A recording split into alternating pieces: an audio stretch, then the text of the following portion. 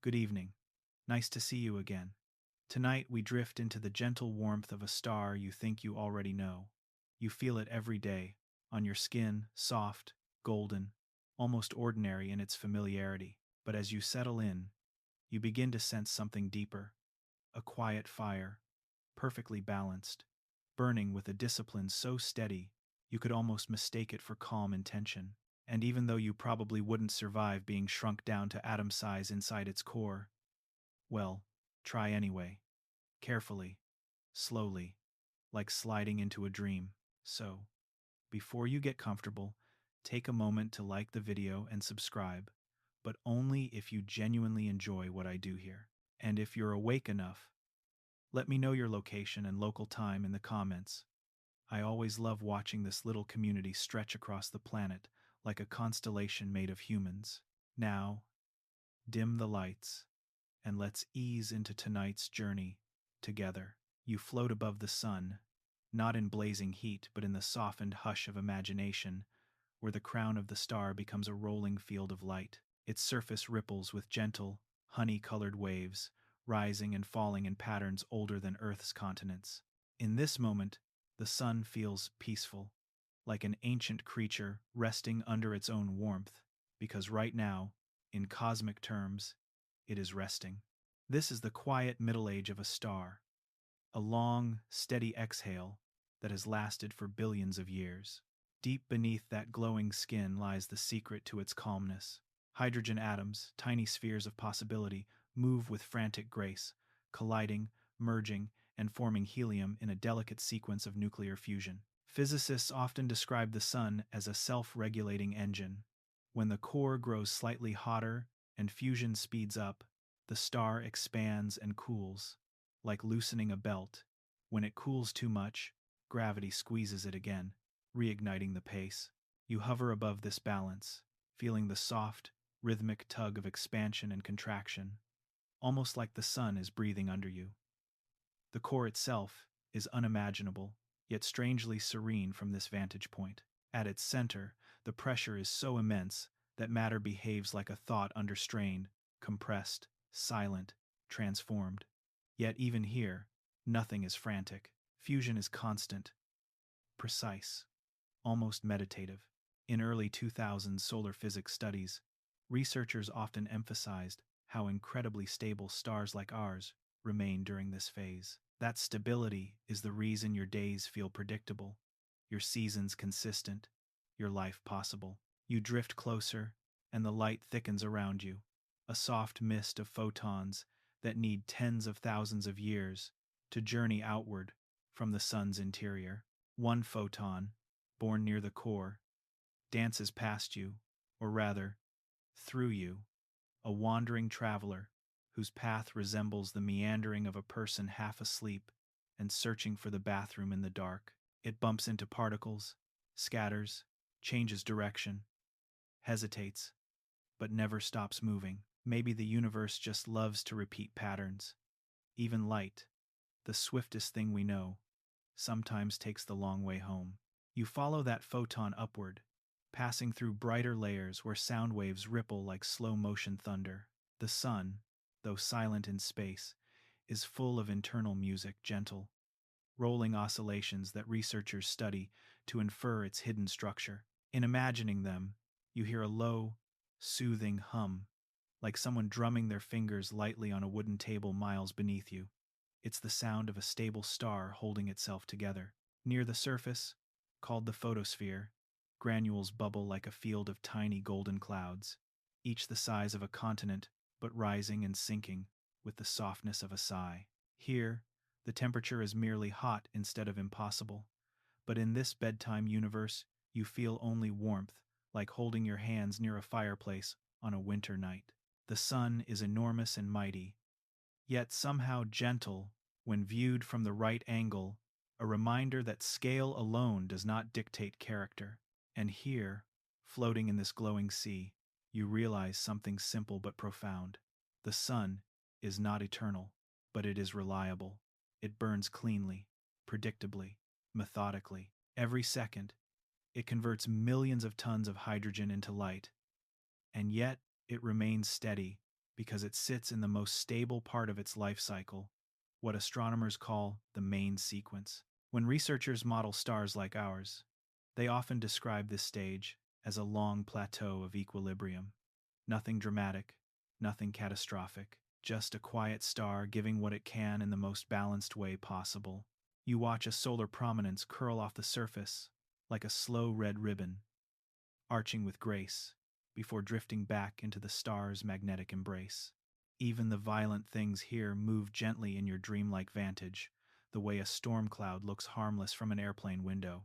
You sense heat you cannot feel, motion you cannot hear, and time you cannot measure, all melding into a soft tapestry of cosmic steadiness. Yet the calm you feel is not permanent. The sun, though serene, is aging. Every fusion reaction deep inside nudges it ever so slightly toward its distant transformation. But for now, for countless millennia, it simply shines, patient and unhurried. You drift a little farther back, watching the whole sphere warm the darkness around it, a lantern in the deep cosmic forest. And for a moment, you let yourself appreciate the quietness of it all. The same light that warms your face, grows your food, and paints sunsets golden, is born from an interior more stable and tranquil than you've ever imagined. The sun's calm middle age is a cradle for Earth's entire story, and as you hover here, wrapped in the soft glow of its presence, it feels less like a ball of plasma and more like a guardian that has watched over your world from the moment life first stirred in ancient oceans. You breathe in slowly, deeply, letting the imagined warmth wash over you, like standing near a campfire at the edge of a vast and peaceful wilderness. The sun shines not with urgency, but with certainty, and as we begin our long journey toward its distant death, you carry that certainty with you, a foundation of gentle light, steady and reassuring, guiding us into the unfolding chapters of cosmic time. You drift a little farther from the sun now, giving yourself enough distance to sense not just its present warmth, but its slow and subtle evolution. From here, the star looks perfectly constant, a golden coin hanging in dark velvet. But as you hover in this quiet space, you begin to feel something almost imperceptible, a long, patient brightening, the kind that unfolds not over years or centuries, but over hundreds of millions of gentle steps. It's like watching a candle that, instead of burning down, grows slightly brighter each time you blink. Astronomers studying sun-like stars often describe this process with a kind of affectionate respect. In stellar evolution models, the sun has been slowly increasing in brightness ever since its birth, glowing about 30% fainter in the Earth's earliest days. You sense that ancient dimness behind you, a softer, paler sun that once shone on oceans still finding their identity. And now, as you float in the present era, you can almost feel the momentum of that increase, a gradual upward curve that continues even now, too slowly for any single human lifetime to perceive. You imagine the sun's interior again, but this time the imagery shifts. Instead of a serene balance, you sense a slow internal tightening. As hydrogen fuses into helium, the core imperceptibly contracts under its own weight. Gravity leans in slightly, and the core heats up in response. You picture it like a warm stone being pressed more firmly into your palm, same material, slightly different density, a bit more glow. Higher temperature means the fusion reactions run faster, and faster fusion means the sun shines just a little brighter. Not dramatically, not urgently, just gradually, like a sunrise, stretching itself beyond the horizon. Around you, the light feels more concentrated, as if the sun is whispering just a bit louder than before.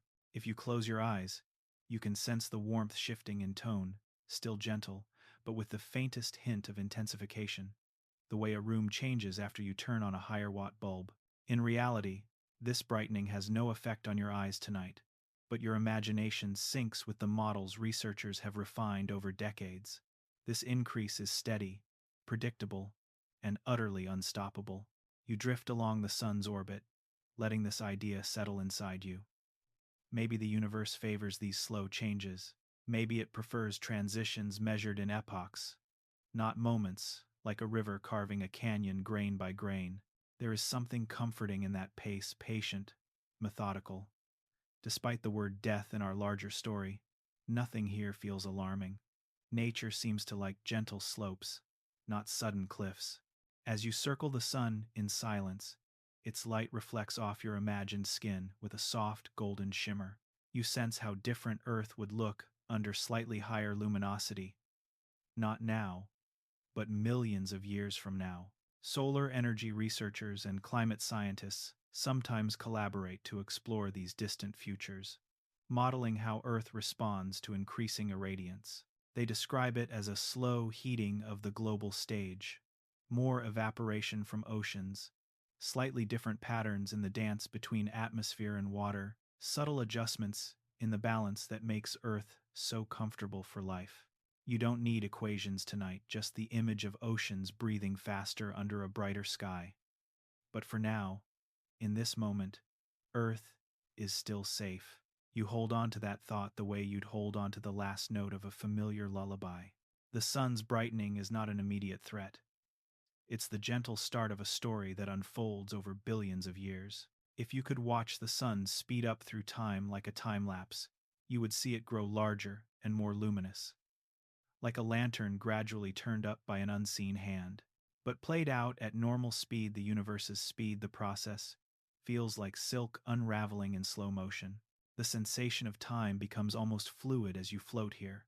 You picture yourself drifting through future epochs, watching continents shift on Earth while the sun quietly intensifies its glow. You sense the subtle thickening of the solar wind as the star becomes more active over astronomical timescales, its magnetic heartbeat shifting in rhythm.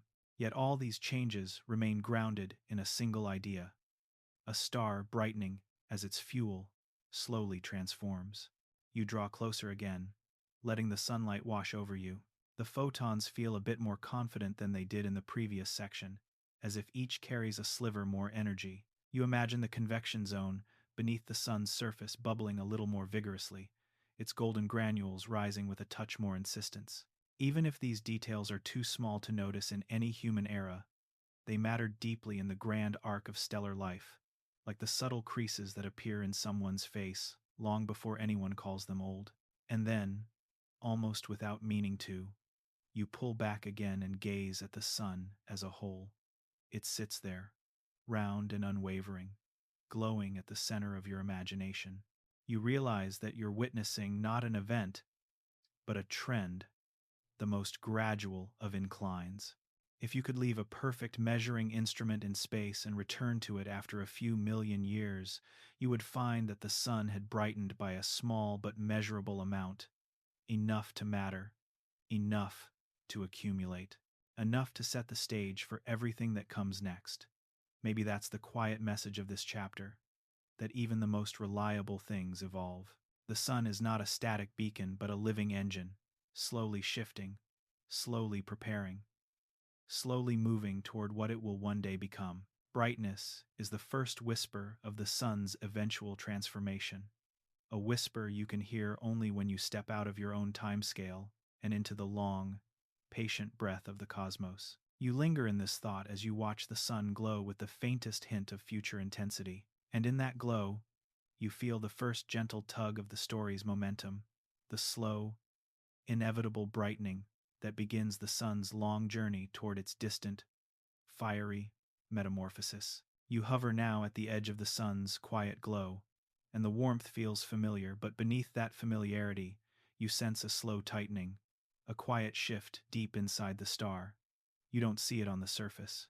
You don't feel it directly on your skin, but like the faint tremor of a distant engine, the sun's core is changing, grain by grain, atom by atom.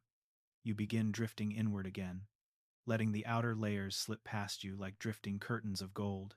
As you sink through the convection zone, that bubbling region where hot plasma rises and cooler plasma falls, the light flickers around you like candle flame dancing behind frosted glass.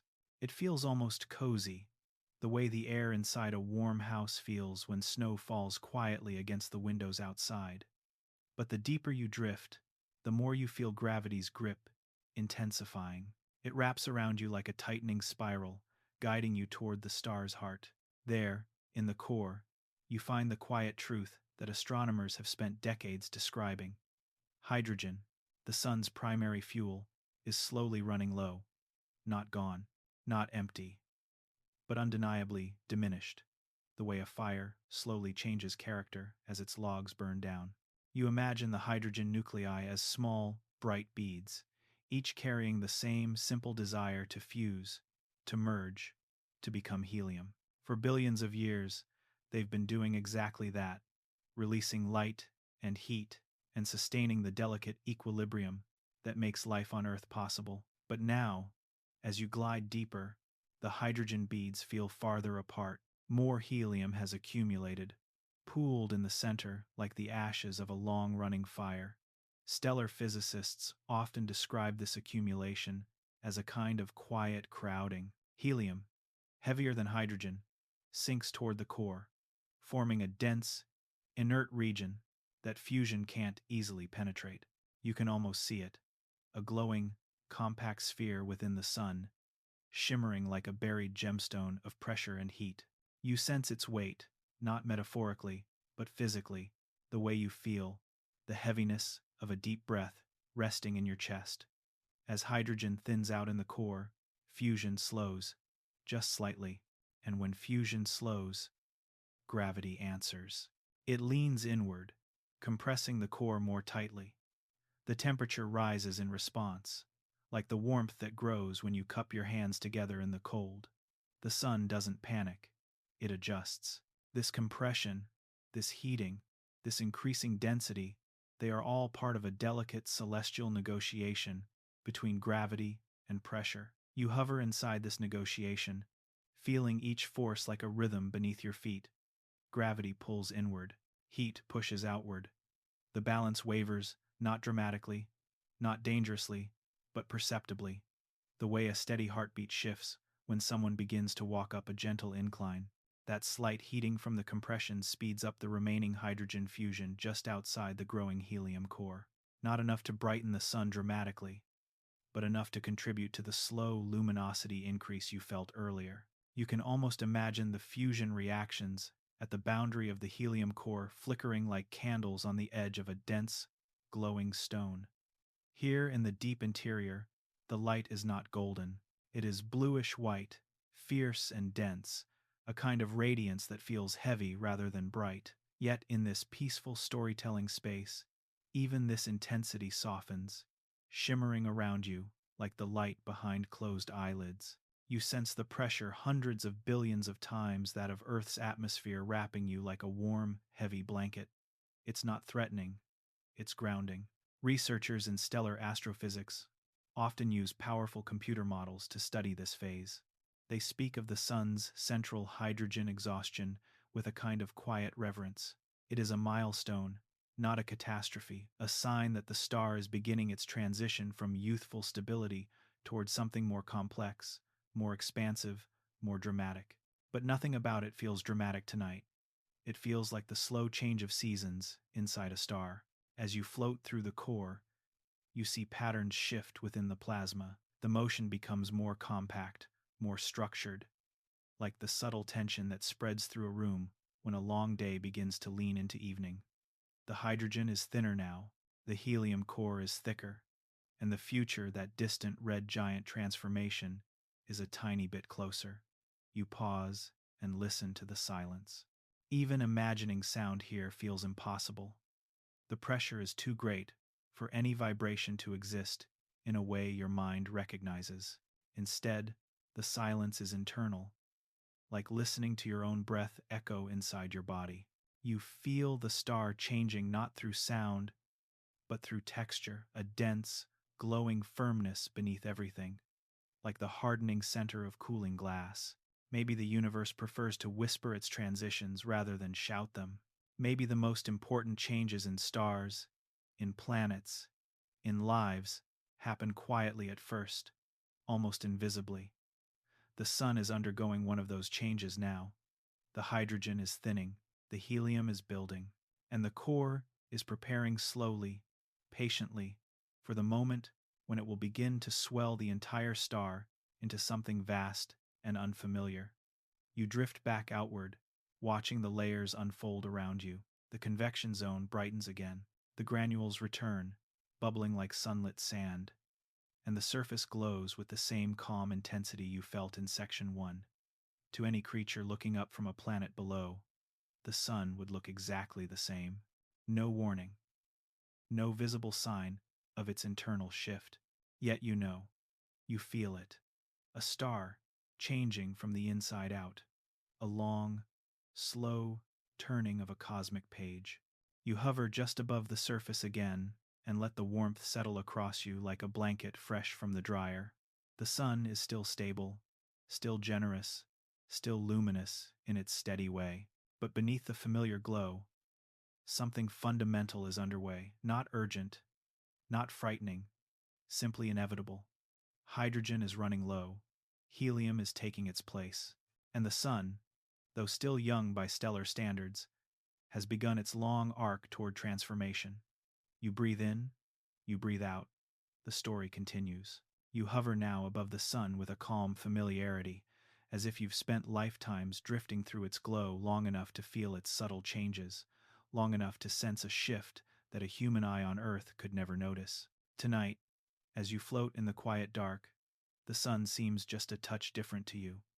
Not brighter, not hotter, just softer at the edges, like a lantern whose glass has begun to warm and expand with a gentle sigh.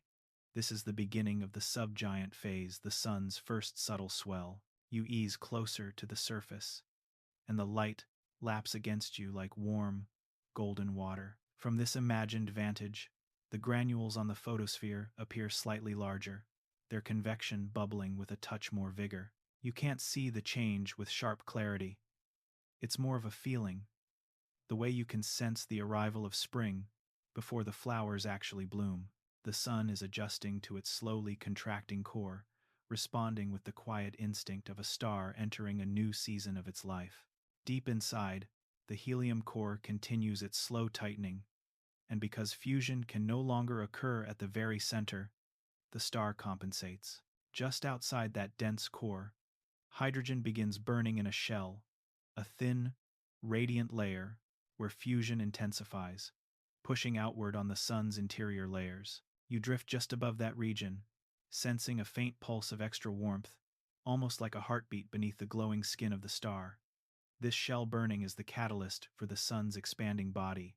The outer layers, no longer held as tightly, begin to ease outward, not dramatically, not quickly, but undeniably.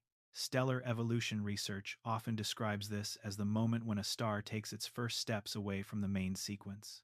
To you, it feels more like the sun stretching after a long, restful nap, extending its limbs in slow, deliberate arcs.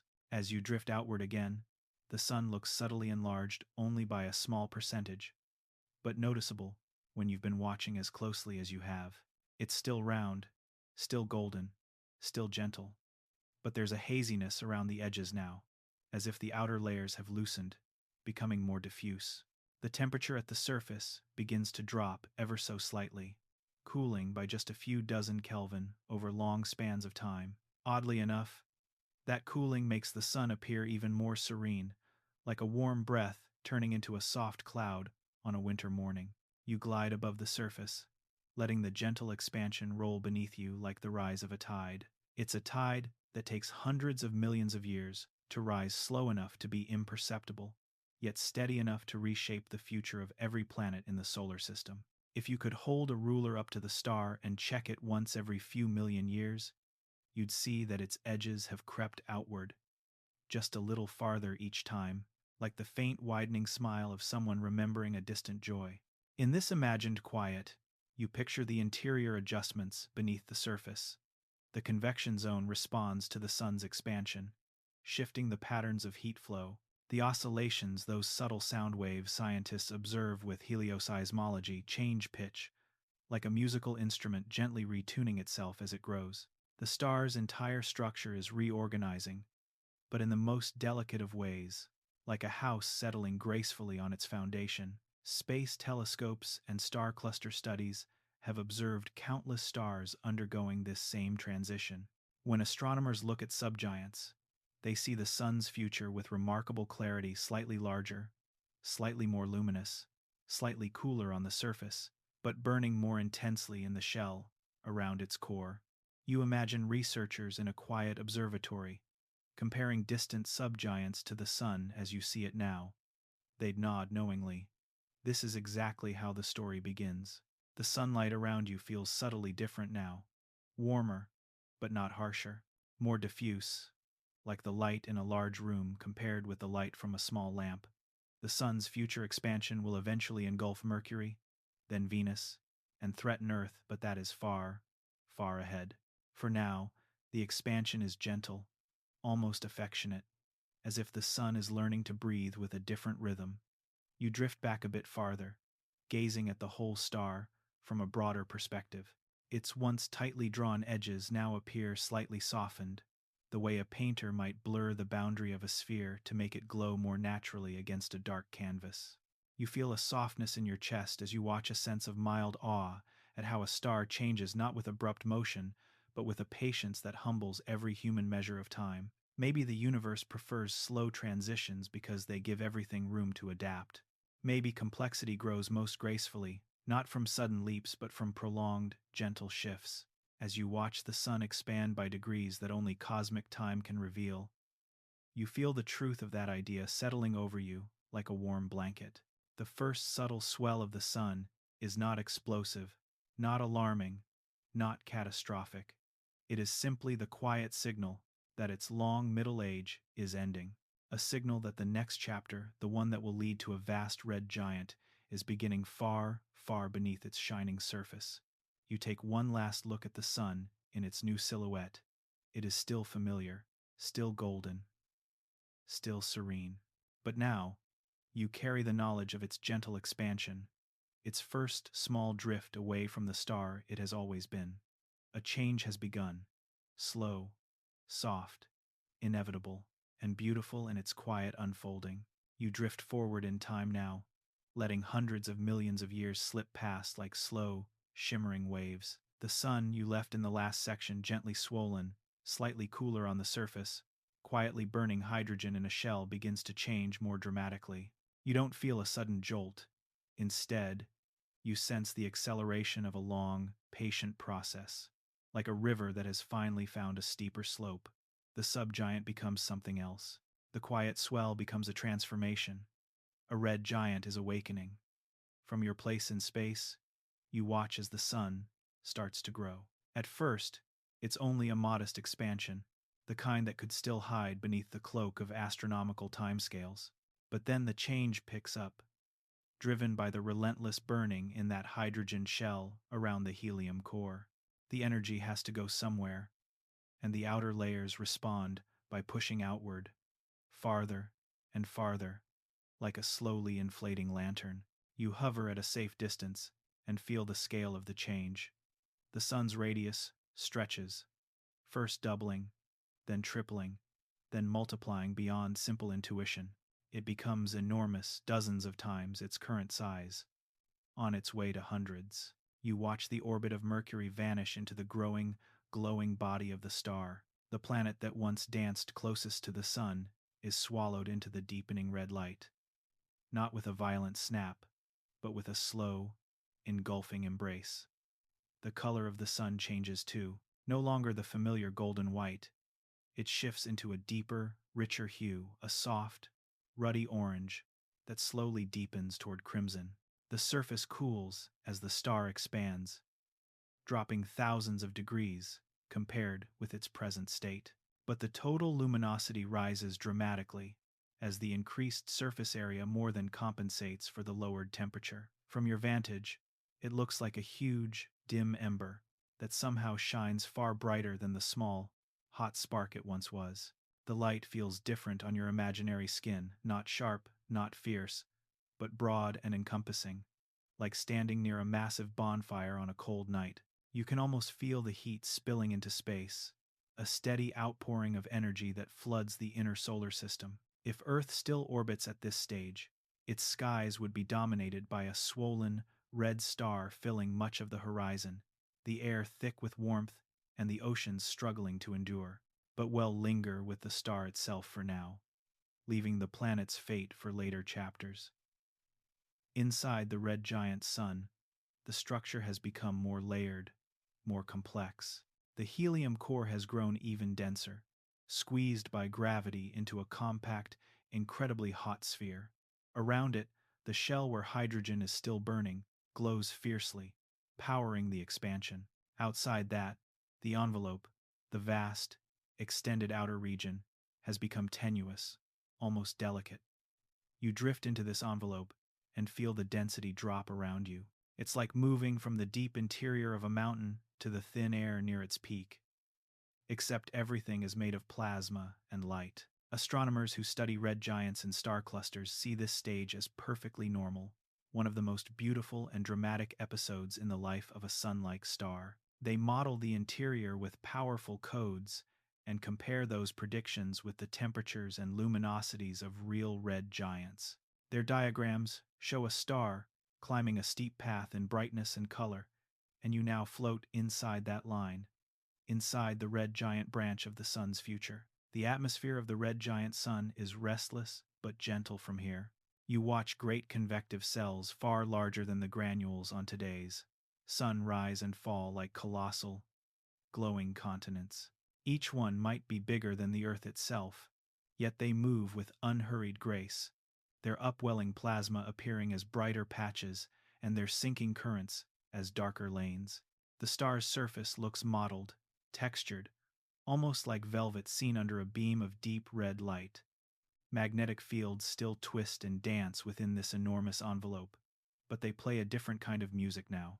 The cycles that once produced familiar sunspots and flares may become irregular, altered by the star's stretched and evolving structure. You imagine arcs of plasma lifting away like slow-motion fireworks, then drifting back into the swollen atmosphere as if reluctant to leave. The red giant phase feels dramatic in scale, yet strangely peaceful in rhythm. There is no single explosion here, no sudden collapse. Instead, it's a long act of unfolding the sun, turning itself inside out in slow motion, revealing the consequences of all the hydrogen it has already burned. Maybe the universe is reminding you that endings can be grand without being violent, sweeping without being hurried. As you pull back to take in the full view, the red giant sun dominates your sky. Where once the star was a bright dot with a halo, it is now a colossal disk, filling your field of vision with deep, warm color. Its brightness is many times what it was before, casting a rosy light that would bathe distant worlds in eternal sunset. You try to picture the scale in more familiar terms. If you placed this future sun where it is now, its swollen body would likely reach past the orbit of Mercury, past the orbit of Venus, and perhaps even brush the orbit where Earth once circled. The distances you know close and far in the language of everyday life simply dissolve here. Everything is engulfed in the star's presence. Yet for all its size and glow, the red giant sun is also fragile. Its outer layers are only loosely bound, held by the weakened grip of gravity over such a large radius. You sense that they are ready to drift away, to be peeled off by stellar winds and pulsations. That chapter is coming, the chapter where the sun begins to shed its outer skin back into space. But for now, you linger with this awakened giant, this red, breathing star that has stepped into the grandest stage of its visible life. Maybe the universe loves to surprise you with contrasts. A star that looks cooler but shines brighter, one that is larger yet more delicate, older yet in some ways more dramatic than ever. The red giant sun is that contradiction made real, a vast, luminous monument to billions of years of quiet fusion, now transformed into a glowing colossus that announces, with serene grandeur, that its long middle age is over. You stay with it a moment longer, letting the red light wash over your imagined senses like warm wine, soft and deep. The star pulses faintly, its surface breathing in and out on timescales far longer than a heartbeat, yet still rhythmic, still alive. The red giant has awakened, and the story of the sun's death has moved into its most luminous chapter. You turn away from the swollen red giant for a moment and let your attention fall back toward a small, blue world circling far below. From this distance, Earth looks unchanged, a marble of swirling white and blue, a soft glow of life against the dark. But you and the sun have been moving through vast stretches of time together, and now you're ready to watch what that slow brightening does to the place you call home. You slide down through space, letting millions of years pass with each quiet breath. The sun is still smaller than the immense red giant of the last chapter, still mostly familiar, but its light has crept upward bit by bit.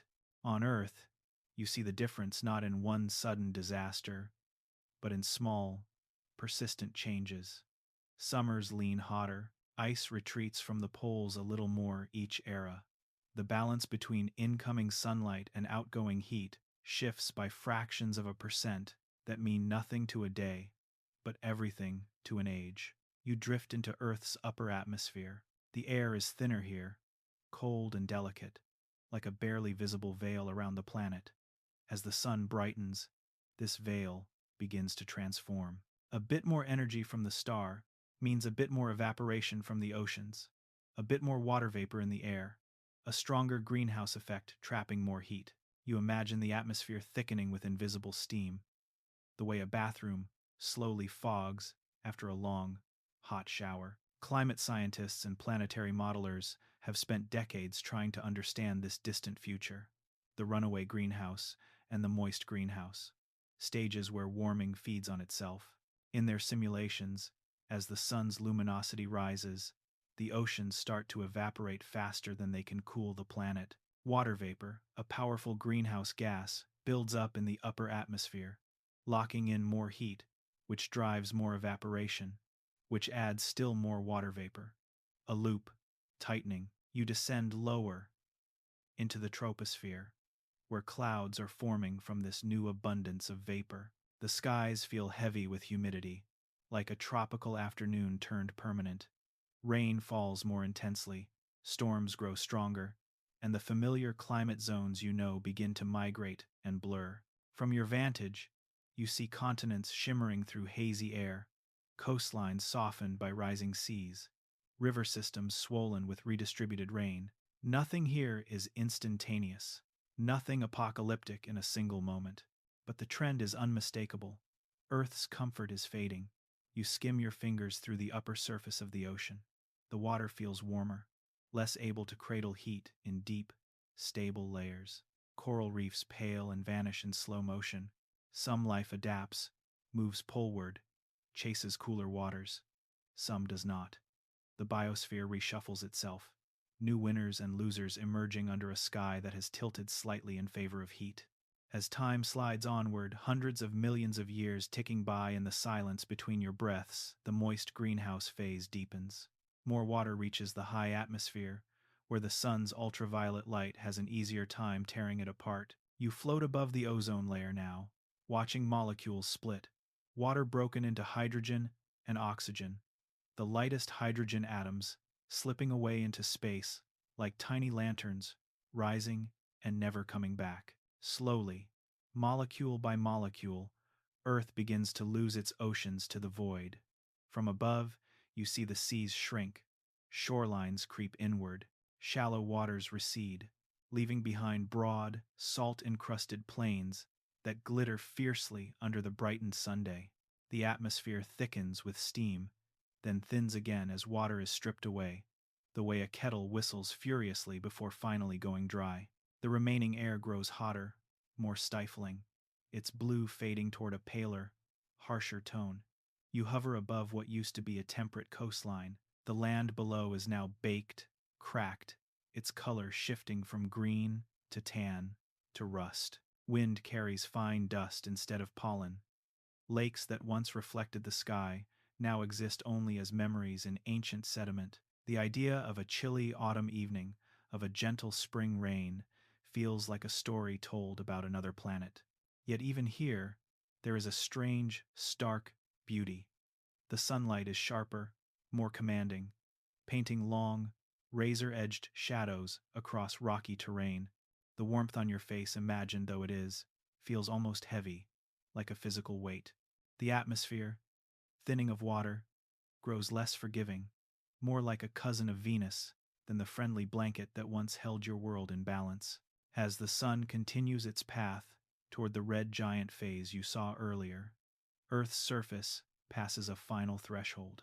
The last scattered pockets of liquid water vanish, tucked away perhaps in deep underground reservoirs or trapped in minerals, but gone from the open air. Clouds become rare visitors.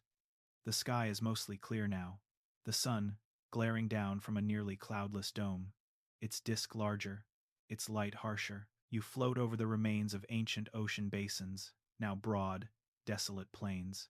The memory of waves lingers only in the smoothness of the rock and the faint, rippled patterns etched into the ground. Once, whales sang here. Once, swimmers laughed under umbrellas. Once, storms rolled in from distant horizons, bringing the clean smell of rain. Now, the silence is deeper than any you've known a planet, quieting under the weight of too much light. Still, the story is not one of cruelty, but of inevitability. The sun is doing what stars do, brightening as it ages, following the same script written into the physics of plasma and gravity. Earth is responding according to the rules of energy balance and atmospheric chemistry. Maybe, you think, this is what natural means on the largest scales. Not always kind to our preferences, but deeply consistent. You pull back farther, watching Earth shrink to a small, pale, drying world looping around a brightening star. Its habitable zone, that comfortable Goldilocks band where liquid water can exist, has moved outward, beyond Earth's orbit. Somewhere farther from the sun, a new planet at the right distance could now enjoy the warmth your world is slowly losing. Habitability, like sunlight, has a way of drifting, and you, still drifting too, carry a quiet realization. Every haven has an expiration date. Your atmosphere, your oceans, your perfect, breathable sky, they are all temporary arrangements under a star that slowly changes the terms of the deal. That doesn't make Earth less precious. If anything, it makes each ordinary day more extraordinary. The blue sky is not guaranteed. It is a shimmering, fragile chapter in a very long book. You let that thought settle on you like evening dew. Someday, the breeze will no longer smell like rain. Someday, the horizon will no longer blur in ocean mist. Someday, Earth will remember its seas only in stone. But that day is unimaginably far for you. And tonight you are safe, listening to this story from a soft bed, under a calm, breathable atmosphere, with oceans still stretching beyond the horizon. The sun that will one day strip Earth bare is, for now, your gentle partner in every sunrise. You float once more above the fading haven, watching the interplay of light and air, water and warmth, knowing that this long, slow unraveling is just one more step in the sun's path toward its distant, giant self. And as you turn your gaze back toward the star, you carry with you the bittersweet knowledge that even the safest homes must eventually let go. You linger now in a quieter, narrower slice of time, not billions of years stretched like taffy, but the last fragile chapters when Earth is still, in some sense, habitable. You've watched the seas breathe harder. You've seen the atmosphere grow heavy with water vapor. But there comes a point when the word habitable starts to feel like a technicality rather than a comfort. You descend again through the brightened light toward Earth, somewhere in the deep future. Hundreds of millions, maybe a billion years ahead. The sun above you is noticeably more intense, its disk a touch larger, its glare a little harsher. You feel the difference not as a sudden blast, but as a constant, insistent presence, like a summer that never quite ends. From orbit, the planet still looks mostly familiar. Blue oceans, white swirls, brown and green land. But as you focus closer, you notice a shift in color. The green has retreated. Vegetation clings to cooler regions, higher latitudes, mountainous areas, like a tired traveler seeking whatever shade is left. Forests thin into scrublands. Grassy plains fade into dusty expanses. The living skin of the world appears patchy, worn. You slip into the atmosphere and feel the heat settle around you. The air is warmer everywhere now, even at the poles, even at night. Heat waves that would have once been rare, record-breaking events have become the background rhythm of the planet. The difference between day and night shrinks.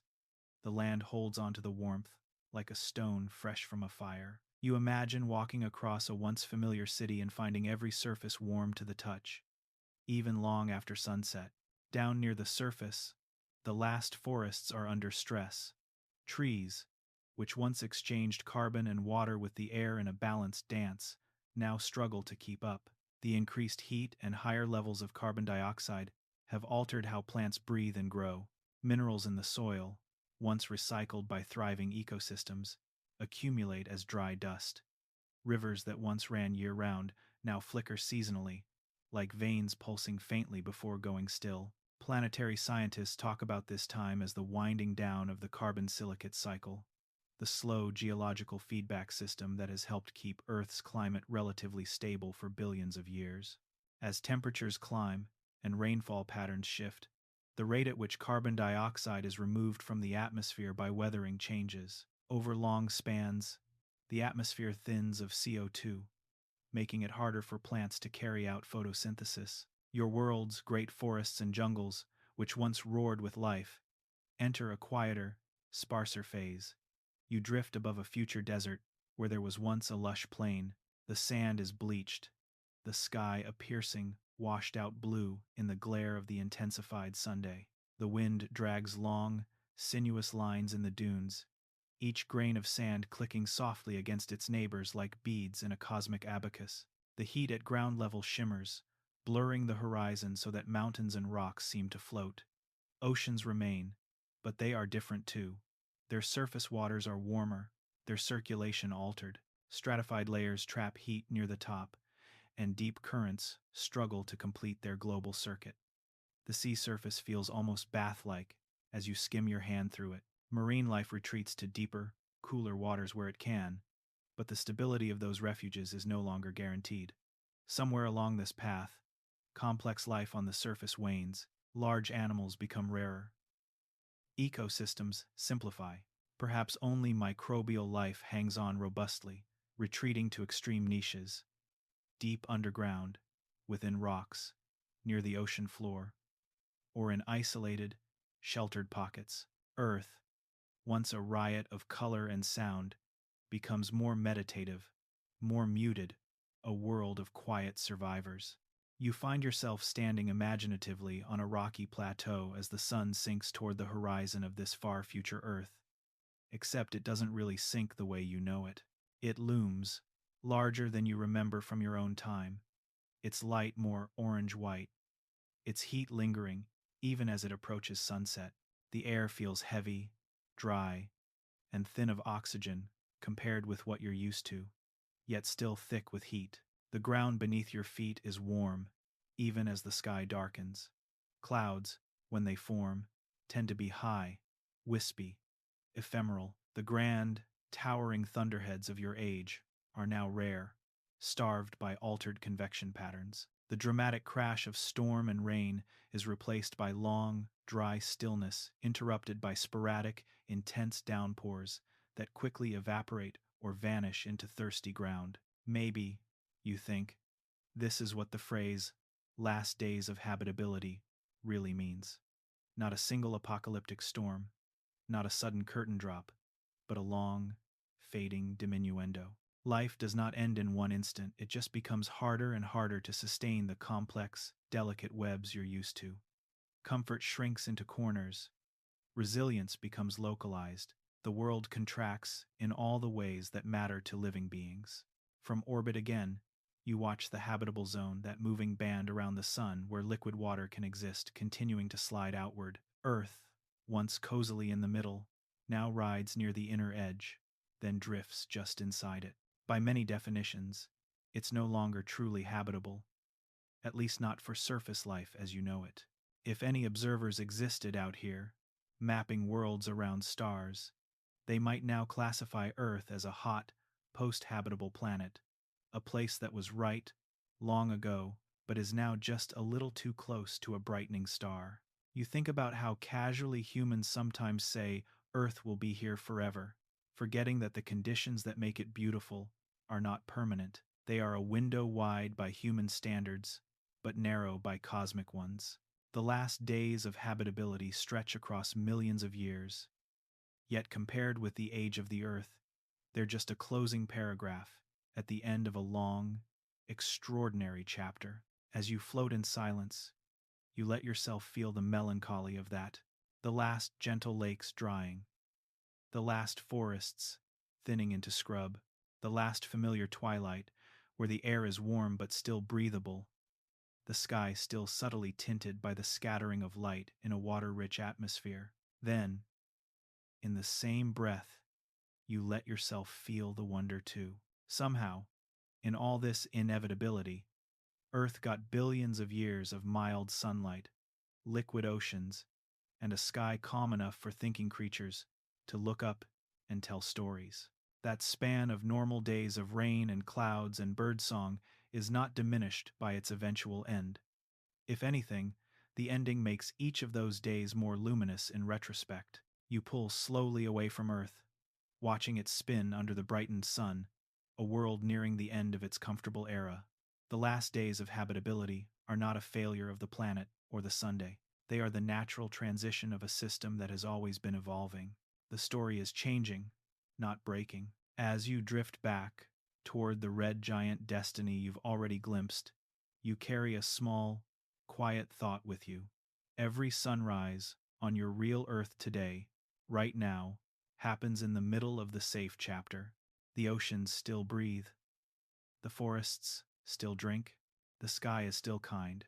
And for tonight, as you lie in your bed, under that gentle, ordinary sun, that knowledge can feel like a warm hand on your shoulder, a reminder that you are alive during the long afternoon of a world that will, one distant day, grow too hot to hold you.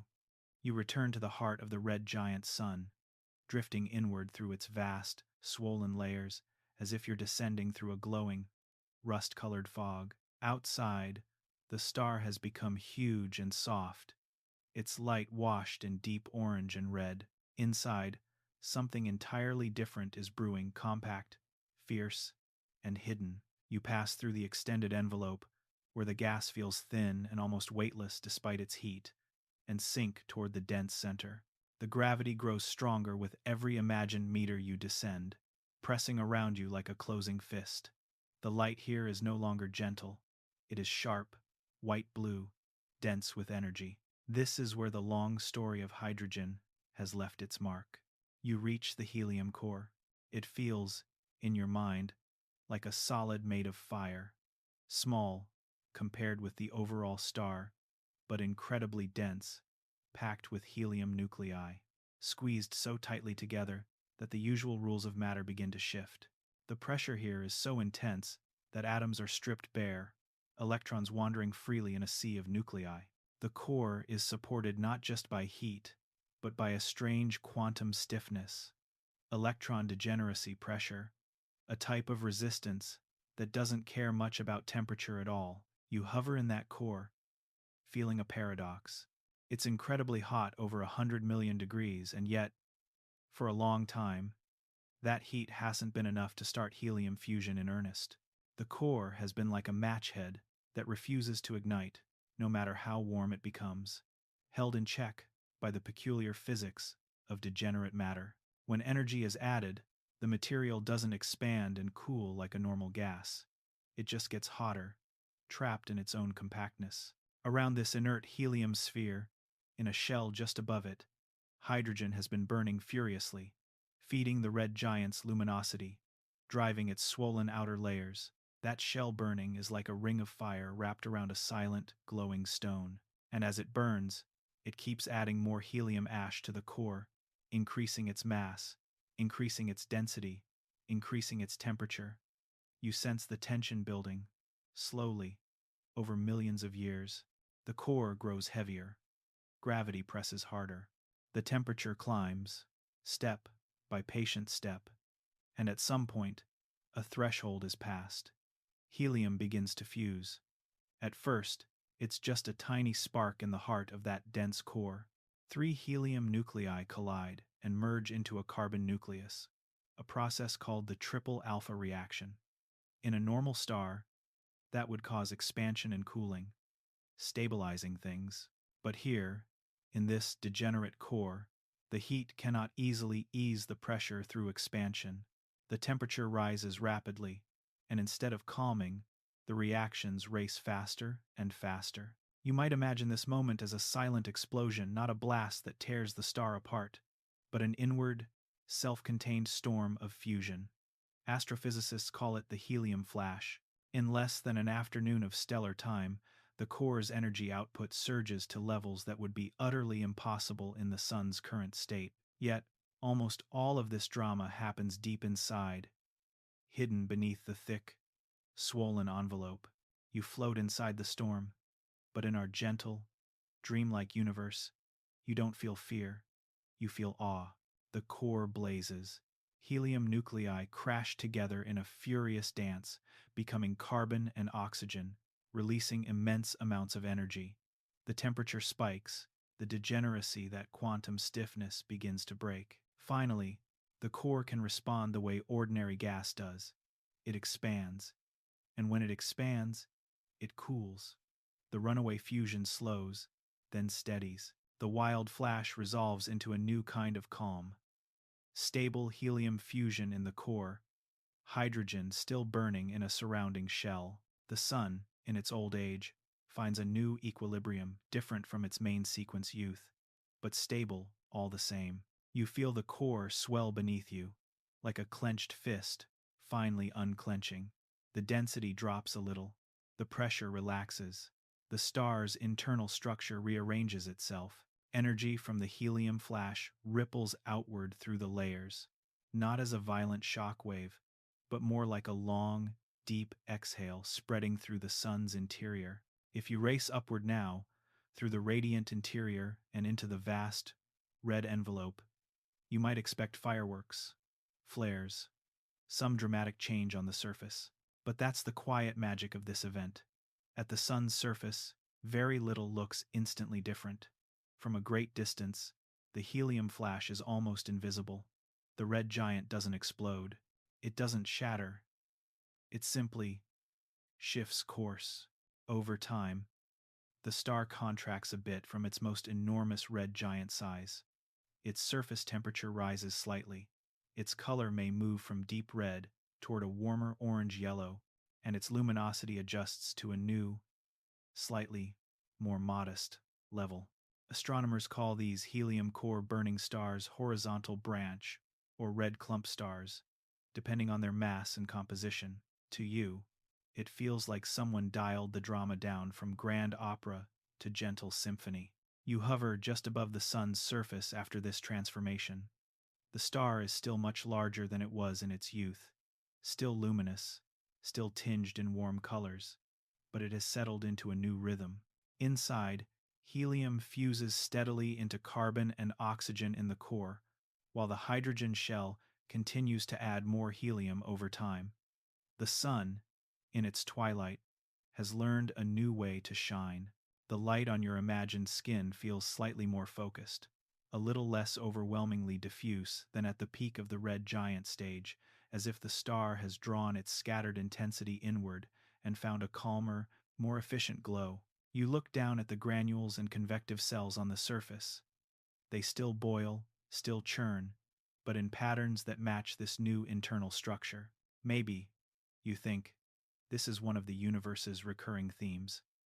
A buildup of quiet tension, a sudden, hidden transformation, and then a new equilibrium on the other side. Stars do it in helium flashes. Planets do it in climate shifts and tectonic upheavals. Lives do it in moments of change that felt like catastrophe at the time, but later turned out to be turning points toward a different kind of stability. You pull back, giving the transformed sun room to breathe in your field of vision. It glows calmly now, an elder star burning through the last of its easily accessible fuel. The helium in its core will not last forever, only a fraction as long as the hydrogen did. But for a time, perhaps 100 million years or so, the sun will live in this phase of quiet, dignified fusion, powered by what used to be the ashes of its first life. You let the image settle, a star that survived its own internal storm, restructured from the inside, and emerged not in pieces, but in a new and graceful form. The fiery transformation has happened. The helium has caught fire, and the sun, just a little more weary, continues to shine. You wait with the sun through its quieter, helium-burning middle age, like sitting beside an elder who has found a new, calm rhythm after a turbulent turning point. For a while, the star is steady again. Helium fusing in the core, hydrogen still burning in a shell, light streaming outward in a dignified, measured flow. But even this renewed stability has an end. Helium, too, is fuel. And fuel, in stars, always runs out. You drift back into the core as the last reserves of helium are converted into carbon and oxygen. The core becomes a dense, glowing ember of these heavier elements, no longer able to fuse at the temperatures and pressures the sun can reach. Around it, two thin shells now burn, one of helium, one of hydrogen, stacked like luminous rings. This new arrangement tips the sun back toward instability. Slowly, the outer layers begin to respond. The sun swells again. This time, the expansion is even more dramatic than before. You watch the star move onto what astronomers call the asymptotic giant branch, the AGB, a second giant phase, where the sun becomes huge, cool on the surface, and extraordinarily luminous. From your vantage point, the star seems to breathe in long, slow motions. Inflate, contract slightly, inflate again. Its outer layers are so extended and diffuse that they feel almost mist-like, more cloud than sphere. The color deepens into a rich red, tinged with a faint brownish warmth, like a coal that has burned all evening and is now glowing softly at the bottom of a fire pit. The surface temperature drops further, but the total brightness soars. The sun is now tens of thousands of times more luminous than it is today. Its size defies your ordinary sense of distance. If you tried to hold this star in a mental picture frame, it would spill out on every side. You let yourself drift into the sun's outer envelope again. The atmosphere here is cool enough in star terms for molecules and dust grains to form. Tiny particles of carbon, silicates, and more exotic compounds condense in the upper layers, like smoke forming in slow motion. The gas feels thick and strangely soft around you, like moving through warm fog illuminated from within. As the star pulsates, these layers are gently lifted, then carried outward. This is where the sun begins to lose itself. On the AGB, stars like the sun shed mass at astonishing rates, blowing powerful stellar winds into space. You can feel that wind now, not as a sharp gust, but as a steady, outward flow of material, a slow river of gas and dust streaming away from the star in all directions. The rate is tiny on human scales, maybe a fraction of the mass of Earth every year, or less, but over 1,000,000 years, it adds up. The sun, once so seemingly solid, is dissolving into space. You watch the pulsations driving this process. The star's outer layers swell and contract like a heartbeat stretched over months or years. With each expansion, the gas cools and dust forms. With each contraction, the newly formed dust catches the star's light and absorbs its energy, getting pushed outward. The effect is subtle, but relentless. The sun is using its own light to push pieces of itself away. From a distance, the star might look like some of the red, variable giants you can see in Earth's night sky stars that brighten and fade over regular intervals, breathing slowly in the dark. Astronomers call some of them Mira variables, named after a particularly dramatic example in the constellation Cetus. When they observe these stars with infrared telescopes and radio arrays, they see thick, expanding shells of gas and dust surrounding them, the raw material of future clouds, future stars, future worlds. You circle the sun now, just outside its swollen body, and you can see that same process beginning. A hazy envelope forms around it, not yet a planetary nebula, but the first hint of one. The escaping gas glows faintly in infrared light, invisible to human eyes but bright to the instruments of future observatories. Dust grains spin slowly, catching and scattering the star's light like tiny, drifting mirrors. As you pass through this wind, it feels like drifting through the softest possible snowfall, except the flakes are grains of carbon and silicate, and the snow is flowing outward instead of down. There is no cold here, only warmth and motion, but the sense of gentle, continuous loss is unmistakable. The sun is writing its farewell into space, layer by layer. Inside, the dual shell burning of hydrogen and helium becomes unstable. Every so often, the helium shell flares up in what astrophysicists call a thermal pulse, a brief, intense burst of fusion that sends a wave of energy racing outward. You might imagine it as a slow, deep drumbeat echoing through the star. Each pulse can cause the sun's luminosity to spike and its outer layers to puff out even farther, enhancing the mass loss. Then the star settles, only for the cycle to begin again. You watch one of these pulses unfold in your mind. The helium shell brightens. The outer layers expand more vigorously. The stellar wind strengthens. For a time, the star shines a little more fiercely, then relaxes back toward its usual AGB rhythm. Nothing explodes. Nothing shatters. Instead, the sun grows a little lighter, a little emptier with each beat. The sun is not clinging to its mass.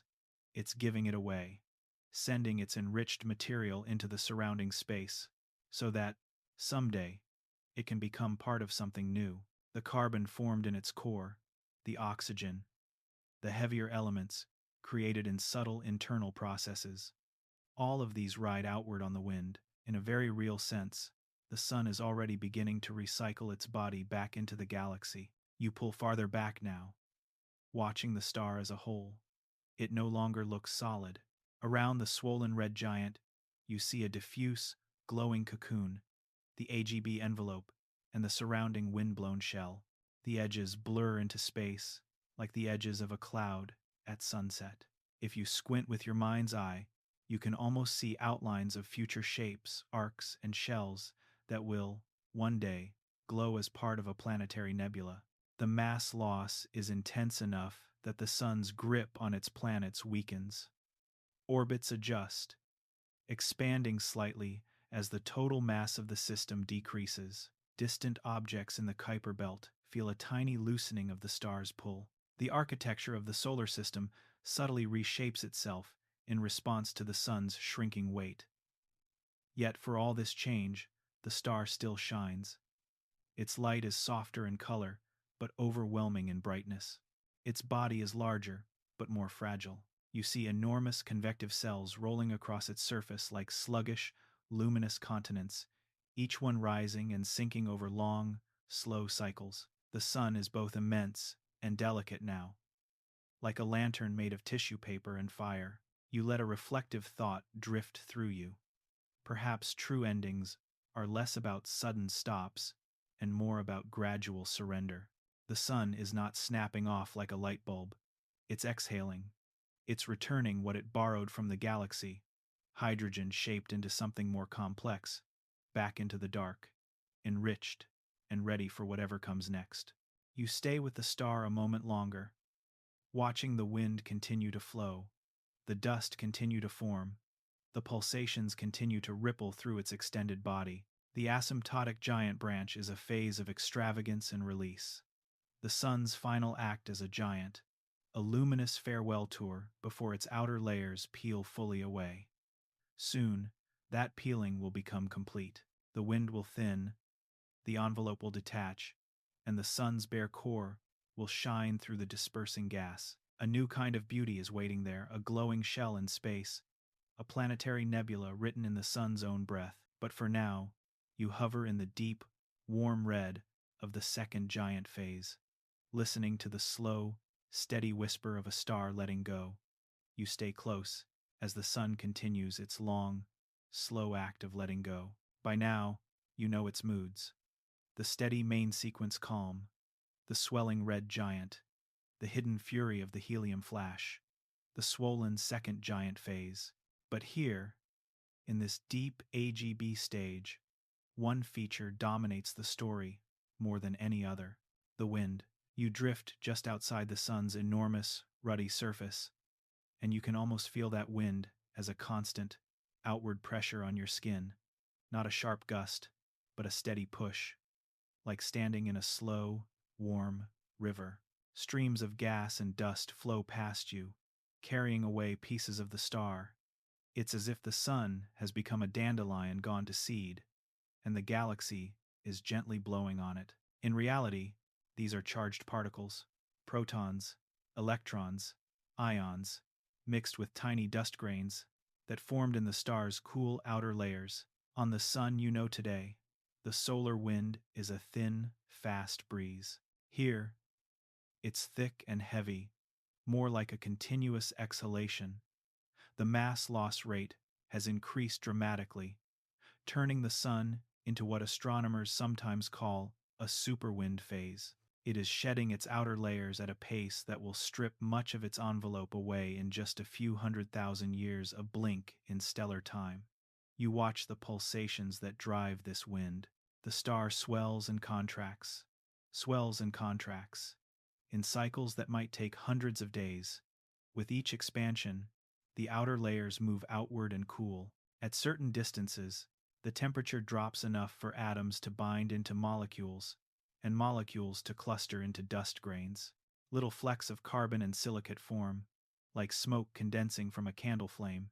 Then, the light takes over. The sun's own radiation pushes on those dust grains the way wind pushes on a sail.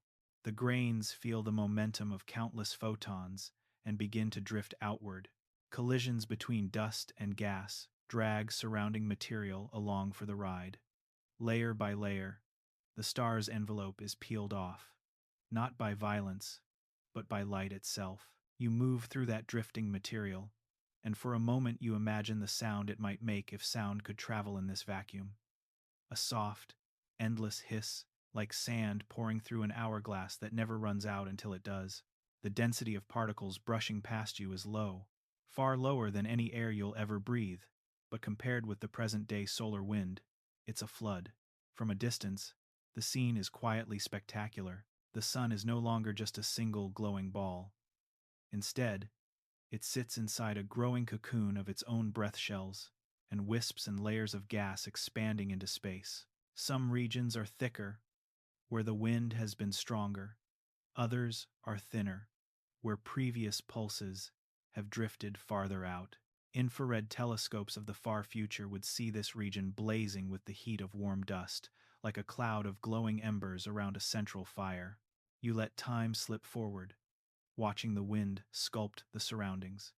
The ejected gas does not simply drift uniformly away. Stellar winds can be shaped by magnetic fields, by rotation, by the gravitational pull of any surviving planets or companions. Even a slight asymmetry can grow over time into arcs, rings, or bipolar flows. You might see denser equatorial belts and more open polar regions, shaping what will later become intricate nebular patterns. As you circle, the wind feels different in different directions. In one region, it's thicker, the density a little higher, like drifting through a faint fog instead of a thin mist. In another, it's clearer, with streams of faster-moving gas. The sun is no longer just radiating energy, it's radiating matter, sculpting an invisible yet very real future nebula. This unbinding of the outer layers has consequences for the entire solar system. As the sun loses mass, its gravitational hold on the planets weakens. You look outward and see their orbits slowly expanding, like loose threads being tugged from the center. Earth, if it still exists in any recognizable form, drifts outward slightly, but not enough to fully escape the encroaching giant at its peak. The outer gas giants shift too, their paths subtly widening in response to the fading grip of the star. Yet for all these mechanical shifts, the emotional tone of this scene is still quiet. There is no sense of panic in the wind, only inevitability. The sun is doing exactly what stars of its kind are meant to do at this age: use radiation pressure and pulsations to shed the remnants of their envelopes, revealing the hot core inside. You pass once more through the boundary where the sun's atmosphere ends and the free-flowing wind begins. There's no sharp edge, just a gradual thinning, like moving from shallow water into deep sea. Dust grains glint faintly in starlight. Molecules tumble and spin. The outflow stretches for billions of kilometers in all directions. Maybe, you think, this is the most poetic part of the sun's life. For billions of years, it held itself together, guarding its mass, regulating its burn. Now, in its final act, it is letting go of everything it can't keep. The hydrogen and helium it once clutched so tightly, and the heavier elements it forged, are being handed back to the galaxy, free to join new stories. You consider the particles streaming past. Some of these atoms, created in the sun's interior, will eventually become part of interstellar clouds. They may help form the atmosphere of a planet around some distant star, or become a grain of dust that shadows a newborn world, or even end up in the surface layers of a future comet. The sun's body will not vanish, it will disperse. You pull farther back, watching as the superwind continues to do its work. The sun's envelope increasingly thins. The star's color, once deeply red, begins to shift as the outer layers grow more transparent. Its radius starts to decrease from its most bloated state, even as the total brightness remains high for a while. Deep within, the core contracts and heats, preparing for the moment when it will stand exposed, the furnace laid bare. The wind, too, will one day weaken. Once most of the envelope is gone, there will be little left for radiation pressure to push. But by then, the damage, or rather, the transformation, is complete. The sun's outer layers will have been largely unbound, cast off into the surrounding space. Surrounding the star, there will be a vast shell of expanding gas and dust, slowly thinning, still glowing faintly with the memory of the star that birthed it. You watch this shell and feel a deep, quiet ache. Not of sadness, exactly, but of recognition. Even the most central things in your life are not permanent. They, too, will unbind over time. Homes, relationships, bodies, identities. The universe is made of processes like this, you realize. Forming, holding, releasing. Maybe the sun's wind is not just a physical phenomenon, but a gentle metaphor carried on every particle it releases. The solar winds are unbound now, not the thin, sharp streams of the young sun, but the thick, soft exhalations of an old one. They have changed the star's shape, its mass, its influence, and its future. In doing so, they have prepared the stage for the next act, the moment when the sun's hot core will shine through the thinning veil and light up the shell it has just cast away. Soon, that shell will become a glowing bubble in space, the kind you see in astrophotography. Delicate, colorful, hauntingly symmetrical. But before the nebula, there must be the wind.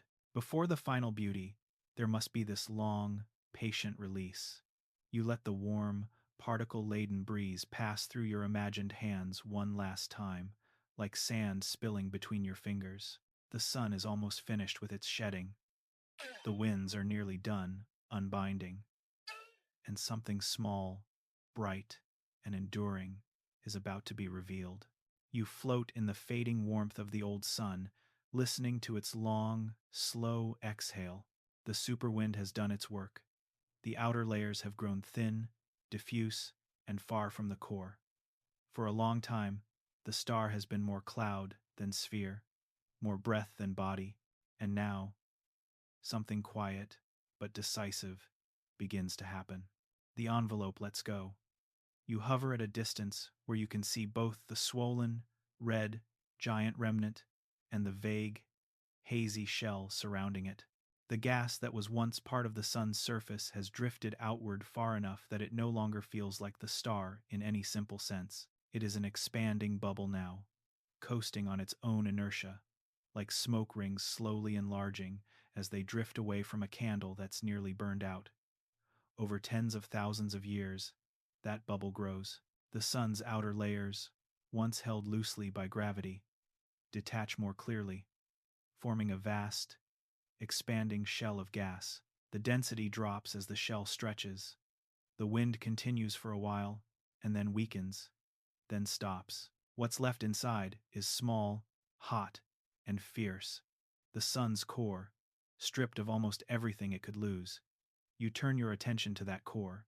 It has contracted dramatically, shrunk to roughly the size of a planet, yet containing about half the sun's original mass. As it contracts, it heats. Temperatures at the surface climb to well over 100,000 degrees. Its light is no longer soft, reddish-white. It is now blisteringly blue-white, pouring out ultraviolet radiation in a torrent too intense for human senses to truly grasp. You imagine this compact star as a white spark in the middle of a faint, expanding cloud. For the moment, the cloud is still mostly dark, visible only in the faint glow of scattered starlight and the heat of its own expansion. But as the core brightens and hardens in color, that begins to change. The photons that stream from the sun's exposed heart are energetic enough to strip electrons from atoms in the surrounding gas. Hydrogen loses its electrons, becoming ionized. Helium does too. The entire shell of gas, once merely drifting, now becomes charged with this fierce new light, and as those electrons recombine with their parent ions, they release light in specific colors, the fingerprints of ionized atoms. You watch as the expanding shell starts to glow. It begins subtly, a faint greenish haze here, a soft red rim there, like the first hints of sunrise on a fog bank. As the ionizing radiation continues to wash through the gas, the emission strengthens. Entire arcs and filaments light up. The shell is no longer just a cloud, it's a luminous bubble, lit from the inside by a tiny, intense star.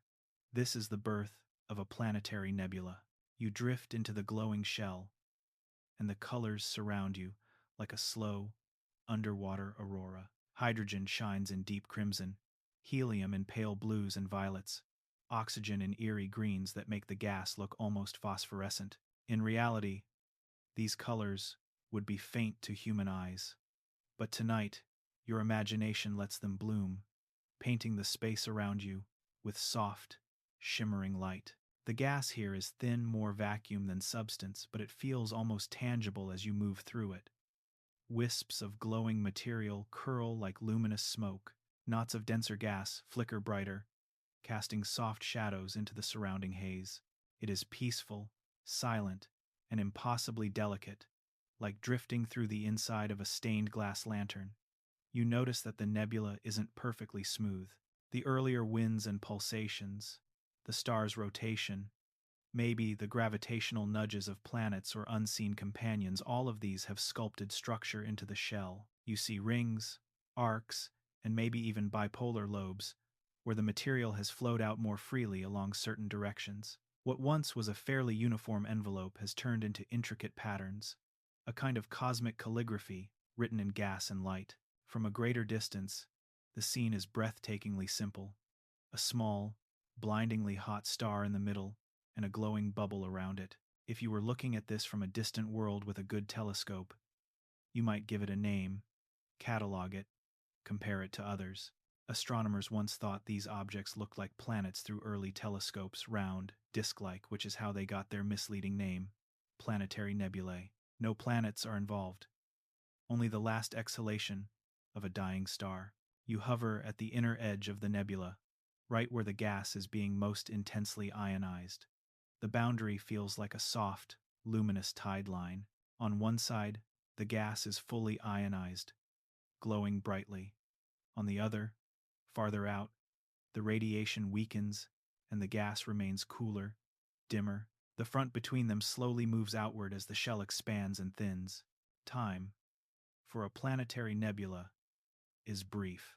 Not for you, perhaps, but for a star that has lived billions of years, this glowing phase is just a spark, maybe 10 or 20,000 years of peak brilliance before the gas spreads so thin that the light fades.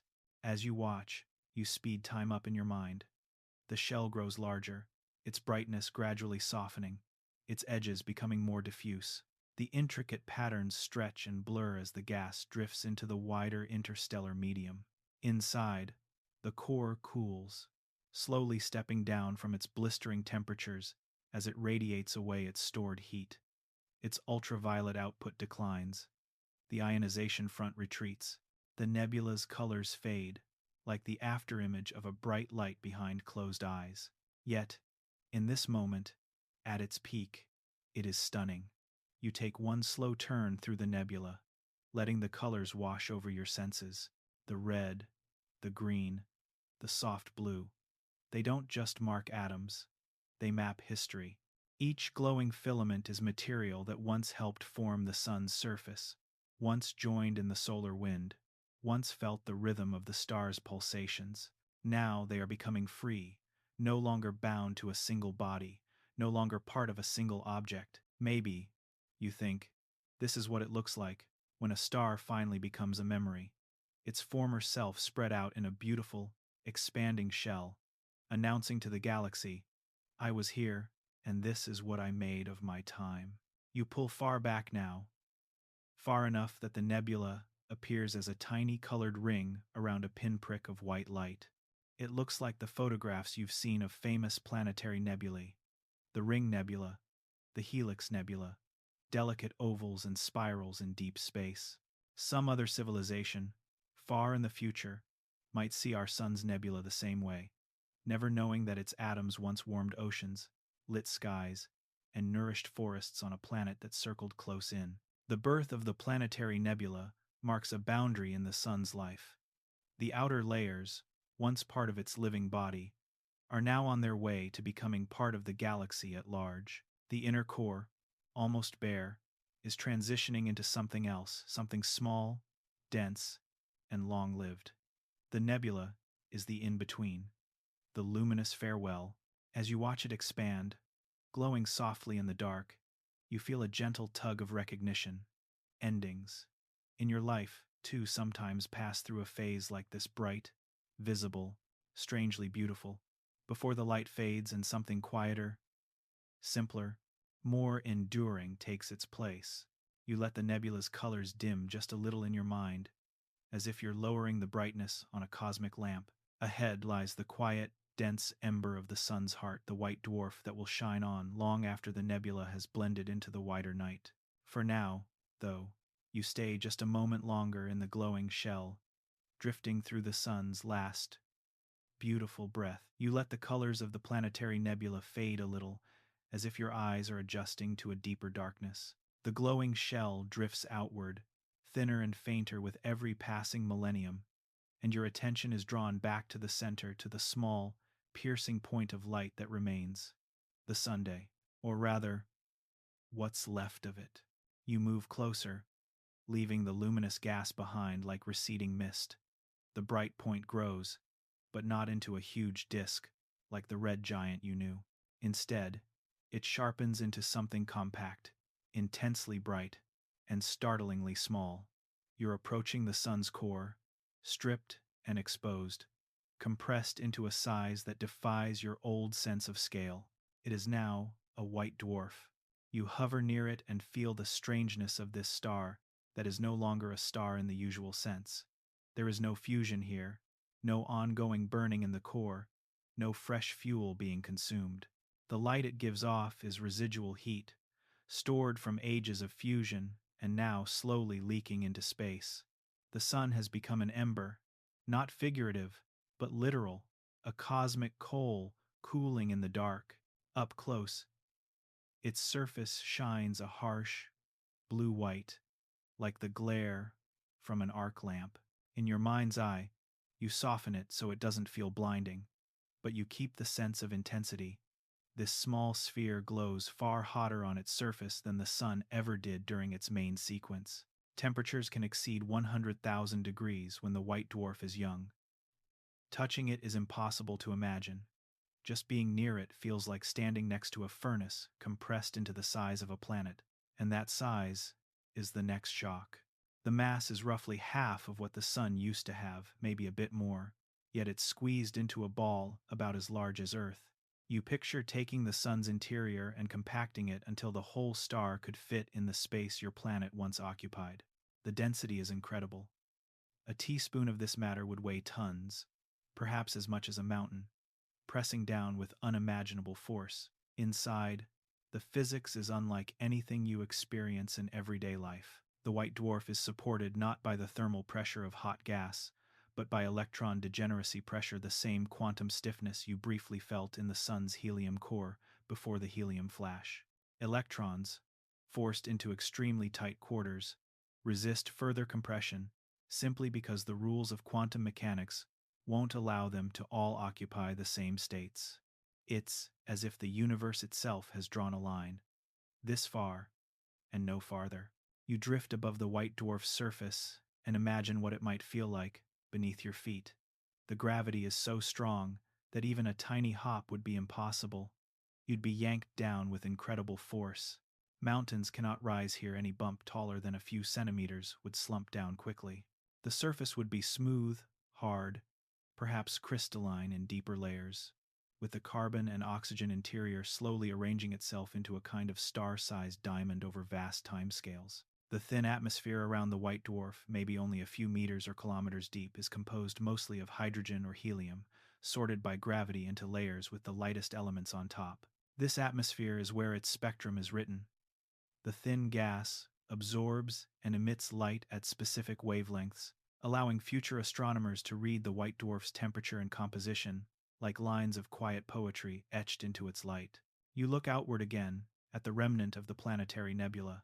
It is fading now, dispersing into space, taking with it the last visible sign of the sun's former grandeur. In another 10 or 20,000 years, a blink for a star, but unimaginably long for you, the nebula will be almost invisible, melted into the diffuse gas between the stars.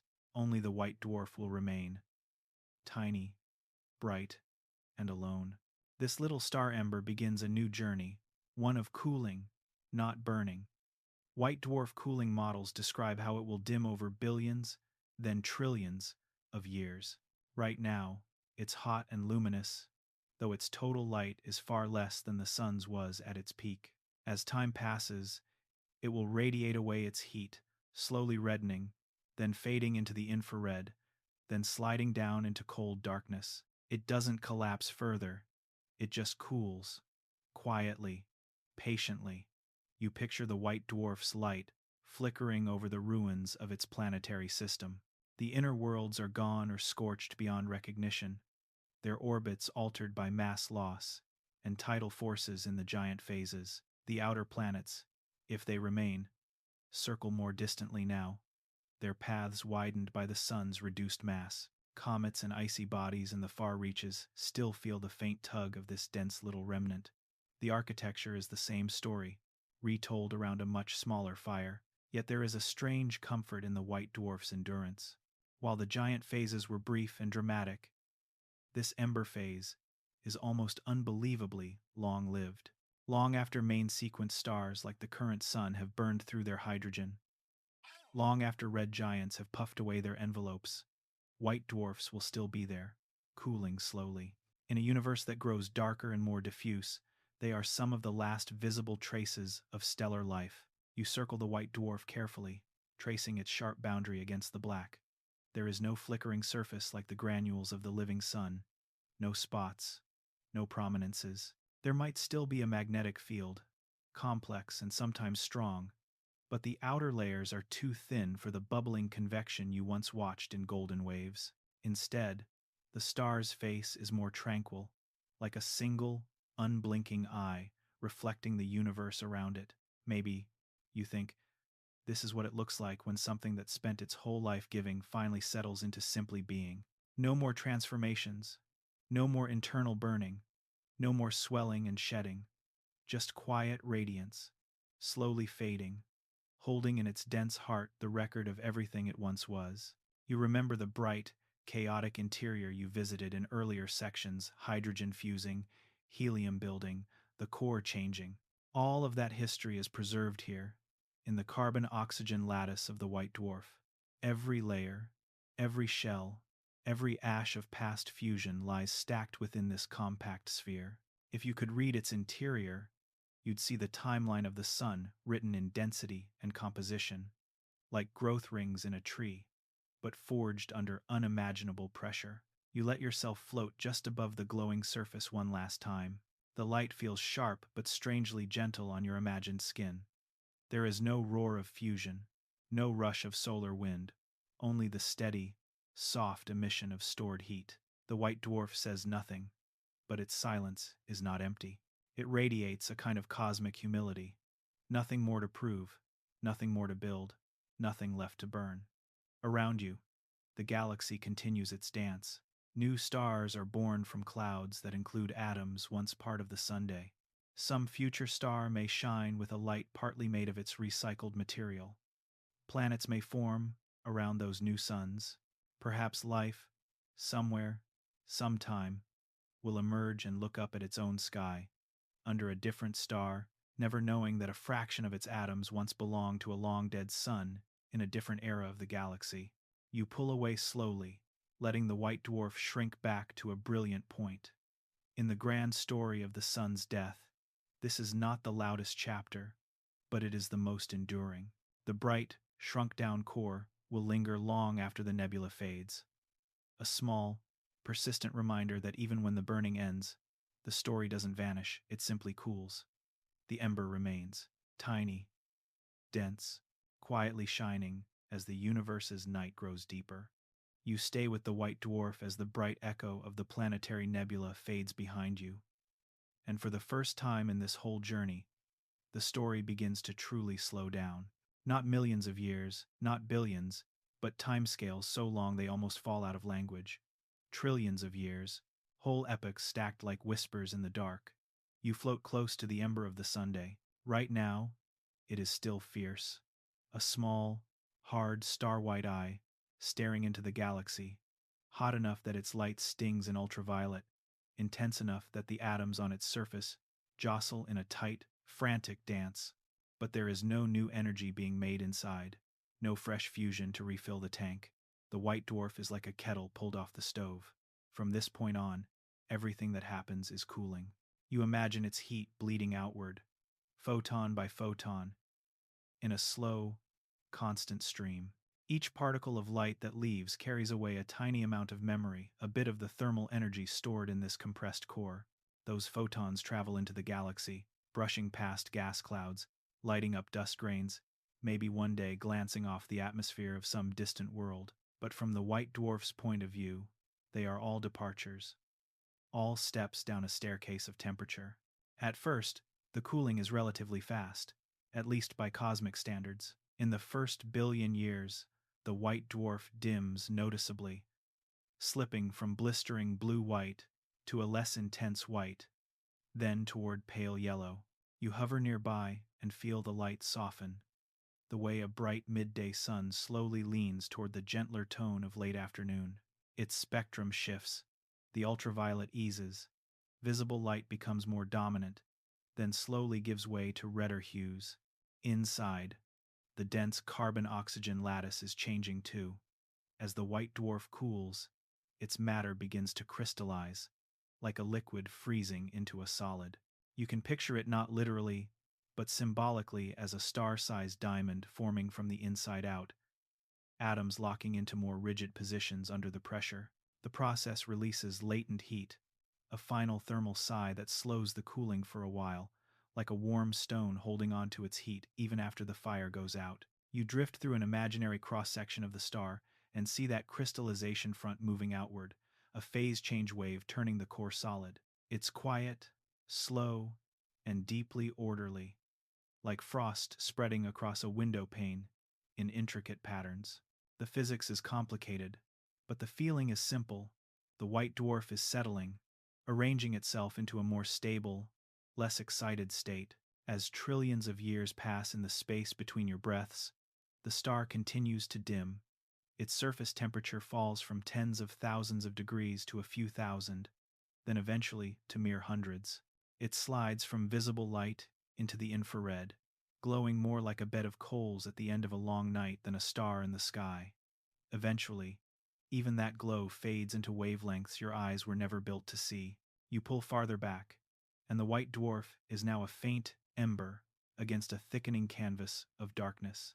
The galaxy itself has changed in these distant futures. Star formation has slowed as the gas reservoirs are used up or locked into stellar remnants and planets. The bright young blue stars that once burned briefly and brilliantly are now gone, replaced by a quieter population of older, redder stars and the remnants of those that have already died. Against this evolving backdrop, the sun's remnant continues to cool. The models that describe white dwarf evolution project its fate far beyond the current age of the universe. In fact, the universe today isn't old enough for any white dwarf to have finished cooling completely. Black dwarfs, the hypothetical, fully cooled endpoints, are predictions, not observations. But the physics guiding the cooling is simple enough. Radiate heat, lose energy, grow colder, dimmer, quieter. You imagine the sun's white dwarf drifting into that deep future, long after any planets around it have frozen, eroded, or drifted away. Its light becomes so faint that even with powerful telescopes, it would be hard to spot from afar. If you could stand somehow on what used to be Earth's orbit, you might only see a barely there red point in the sky, more like a memory of a star than a star itself. Eventually, after unimaginable spans of time, the white dwarf would cool to just a few degrees above the cosmic microwave background, the faint residual glow of the Big Bang itself. At that point, the star is no longer shining in any ordinary sense. It becomes a black dwarf, a cold, dark, dead cinder of carbon and oxygen, still dense, still massive, but effectively invisible, a fossil of a star. You float beside this imagined black dwarf, and the quiet around you is different from any silence you've felt before. There is no glare, no glow, no solar wind to brush against your imagined face. The object beside you is known only by its gravity, a pull in the dark, a curve in space. If you could reach out and touch it, it would be harder than anything you've ever known, yet no warmer than the space around it. The sun, once the blazing heart of a planetary system, has become a small, cold weight in the universe. Yet even here, in this almost featureless end state, there is meaning. The atoms in this black dwarf carry a history. They were once part of a molecular cloud, then part of a newborn star, then part of a fusion core. They helped light oceans and atmospheres and, for a brief era, billions of minds that could look up and name the constellations. Now they rest in a quiet sculpture of gravity and crystal. The journey is long, but it is not empty. You pull back even farther, staggering the timescale once again. The galaxy itself, after even more trillions of years, may change beyond recognition. Stars ejected, others swallowed by black holes, gas used up, dark matter and faint remnants orbiting in a vast, dim halo. Through all of that, the sun's black dwarf persists, small, dark, but real, a piece of the universe that refuses to simply vanish. Maybe, you think, the long cooling night isn't just about the Sunday.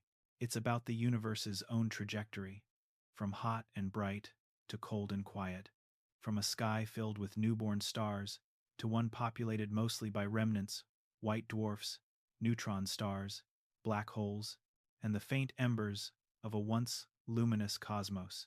Brightness gives way to memory. And yet, as you hover in that imagined far future, you feel strangely calm. There is no tragedy here, only completion. The sun did everything a star of its mass could do. It burned hydrogen steadily for billions of years, gently warmed a world where life could flourish, transformed its core into heavier elements, and returned much of its matter to the galaxy so new stars and planets could form. Its death is not a failure. It's a handoff. You let your awareness drift back toward your own time for a moment, back to the fresh, yellow sun that rises in your real sky, to the warmth on your face on a clear morning, to the soft blue of Earth's air. All of this is happening right now, in the long, spacious middle of the story, far from the red giant swell, even farther from the cold embers of the far future. The long, cooling night will come one day, but not for billions and billions of years.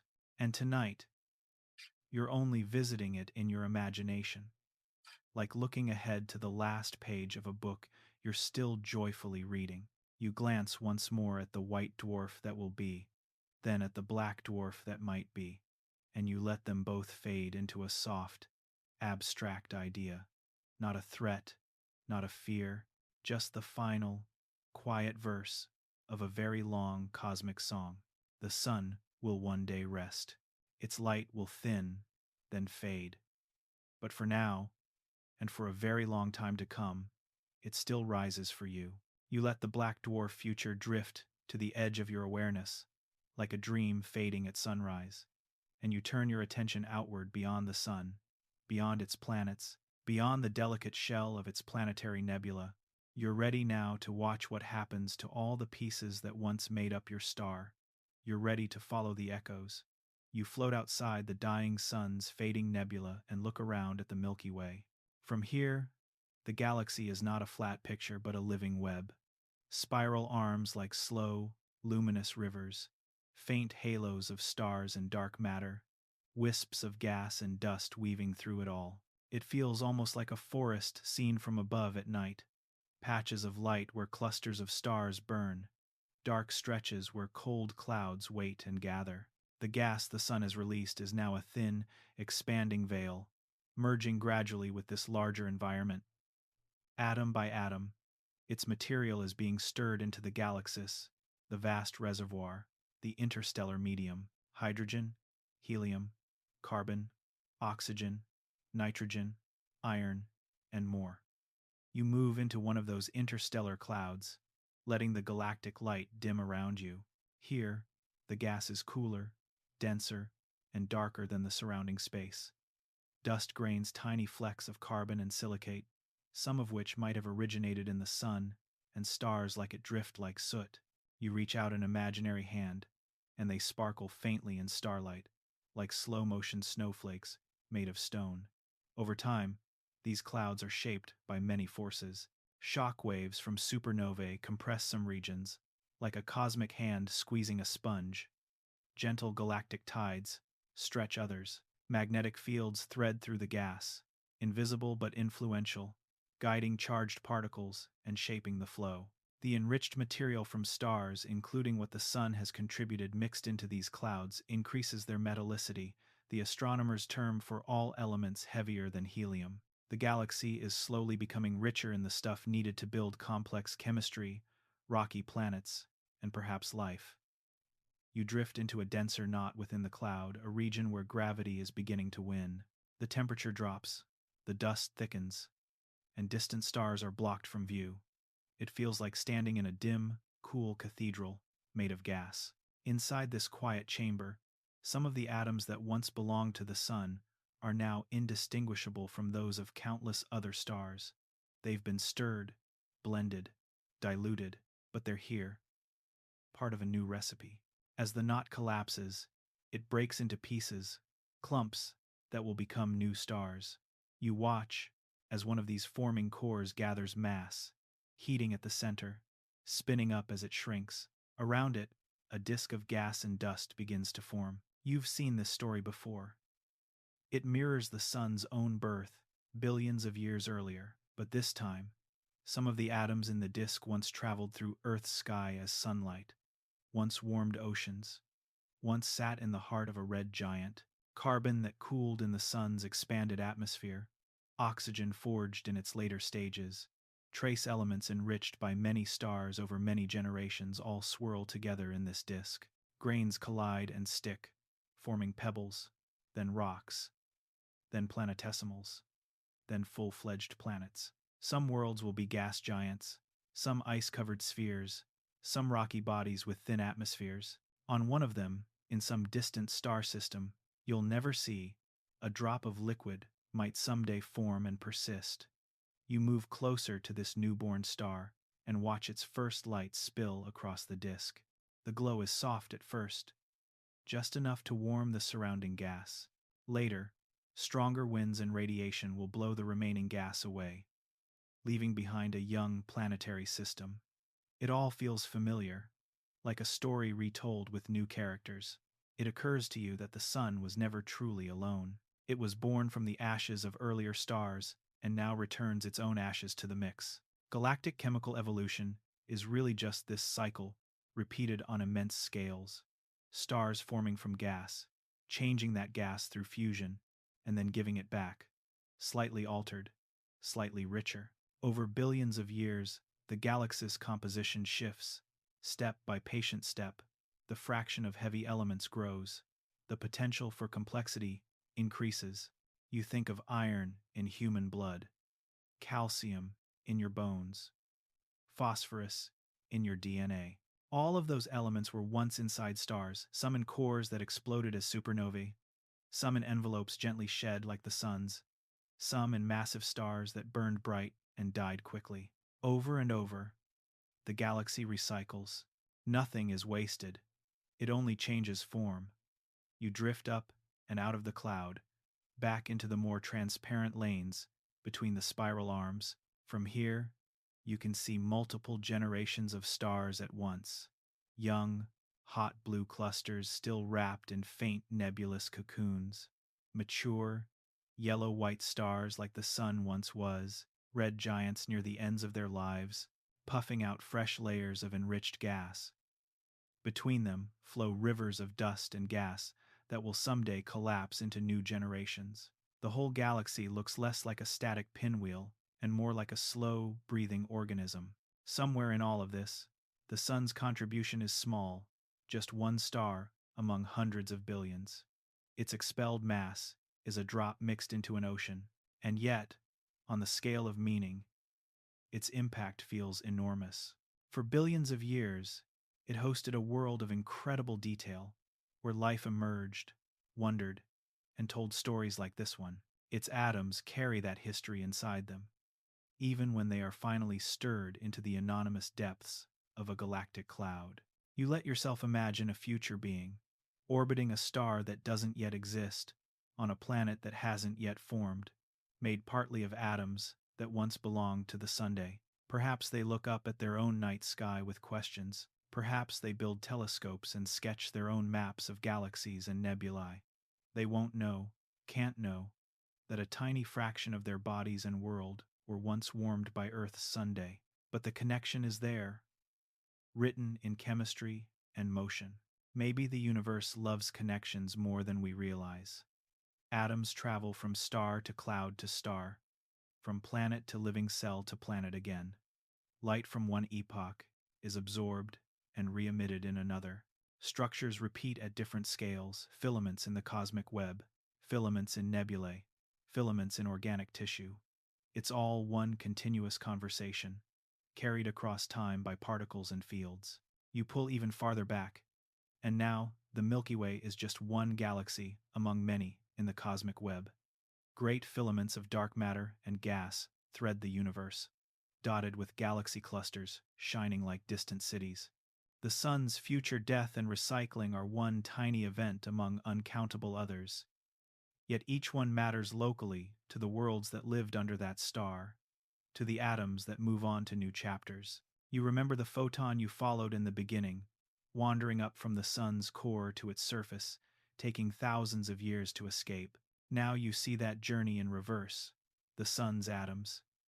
After a long life, bound in one star, wandering outward into the galaxy, ready to become part of something else. The direction changes, but the pattern remains. Outwards, always outwards, into new forms, new possibilities. The echoes of the sun will not be a sound you can hear, but a presence you can trace. In the abundance of elements in a future cloud, in the composition of a newborn planet, in the breath of some distant creature who will never know your name. The sun does not simply disappear, it disperses. You let that thought sink in as gently as dusk. Nothing truly vanishes. It only changes shape. Stars, planets, oceans, bodies, thoughts, all are temporary arrangements of the same ancient ingredients, moving through one form after another, like notes in a melody that keeps being played on different instruments. The sun's atoms will travel on, becoming part of the galaxy's quiet alchemy. The cosmic web will carry its echoes far beyond the place where it once shone, and you, for now, rest under its current light, one particular pattern, in one brief chapter of a story that stretches far beyond any single star. You hang there for a moment, above the galaxy-wide web of echoes, and then, gently, your awareness falls back toward home. Not the future black dwarf, not the newborn stars, but the ordinary sun that is shining over you right now. You picture it as you first met it in this story. Calm, golden, steady. A main sequence star, about halfway through its stable life, with roughly 5 billion years still left before it swells into that first vast red giant you've been visiting in your imagination.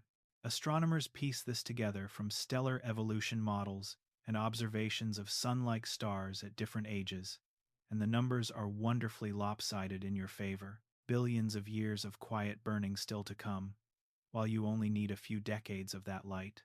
You lie back, in your mind, on some familiar surface, a bed, a couch, a patch of ground under a real night sky, and feel the pull of gravity and the softness of whatever is holding you up. Above you, where you are in reality, the sun has already set or is waiting to rise, and the sky is either dark or pale. Yet in your thoughts, you can still sense the star at the center of all this, a lantern burning far away, keeping the planets in their courses and warming your small world like a single candle in a huge, cold room. You remember its future, the brightening, the swelling, the red giant glow, the shedding of its layers, the soft birth of a nebula, the quiet cooling of a white dwarf ember. You remember Earth's future too, the fading habitability, the drying seas, the last days of breathable air. None of that is close. All of it is certain. Maybe that's the strange comfort of this story. The sun's death is both inevitable and unimaginably distant. The physics is firm. The timeline is generous. There is no version where it suddenly forgets how to shine tomorrow. The nuclear reactions in its core are not fragile. They're self-regulating, deeply stable processes that have already run smoothly for 4.6 billion years and will continue for billions more. You think about how small a human lifespan is compared with that arc. If the sun's total main sequence lifetime were a 24-hour day, human history would be a fraction of a second near the end of a long afternoon. Your own life would be less than a shimmer in that instant.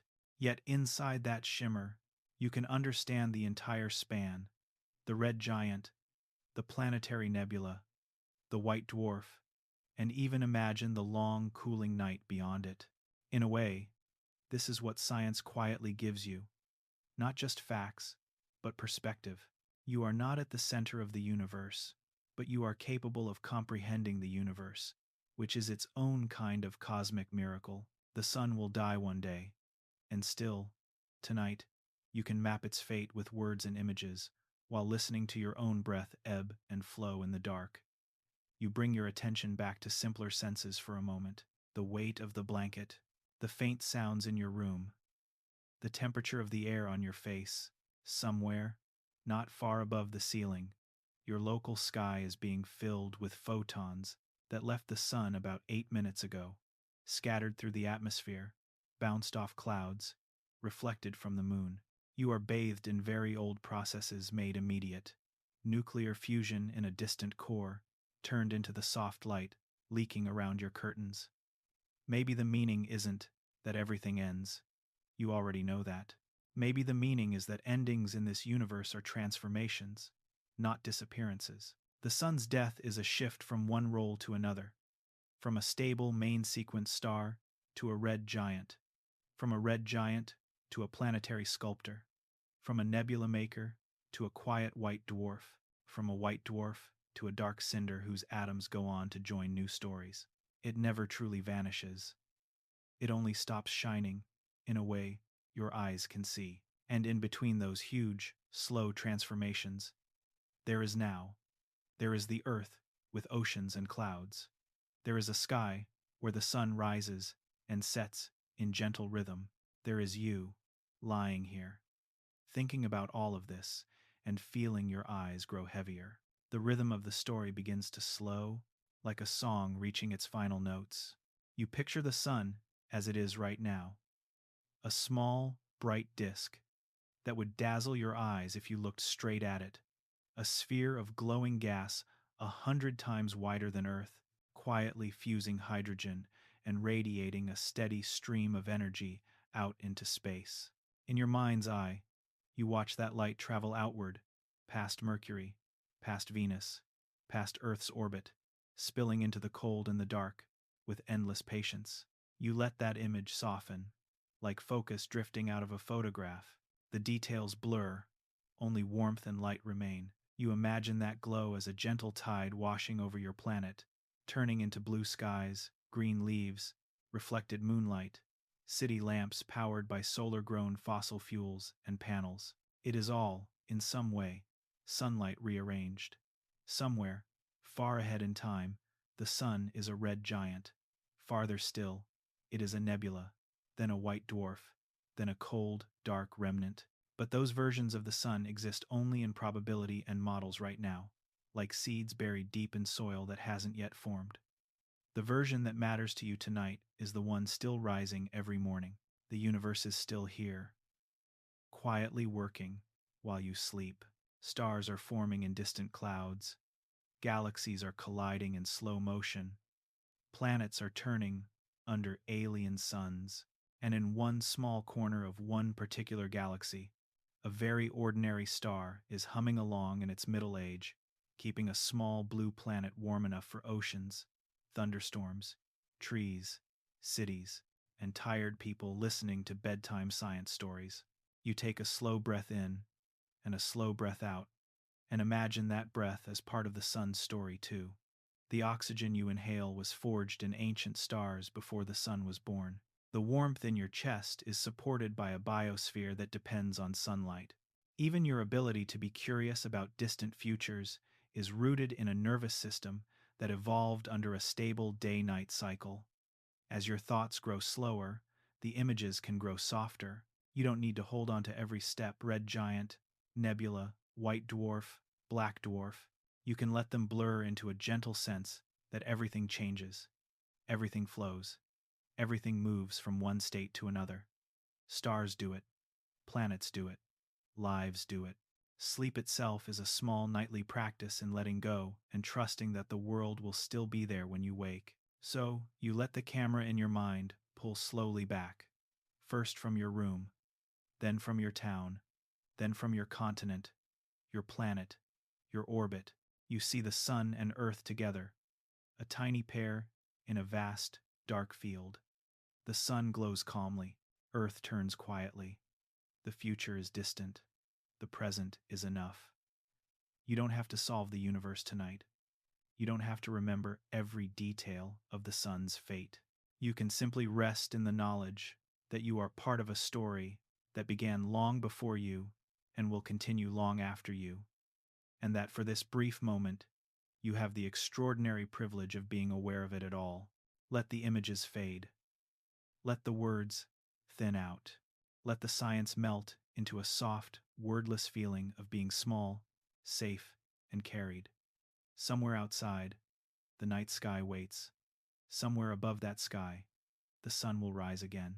And somewhere very far ahead, it will complete its long journey, quietly, beautifully, in no hurry at all.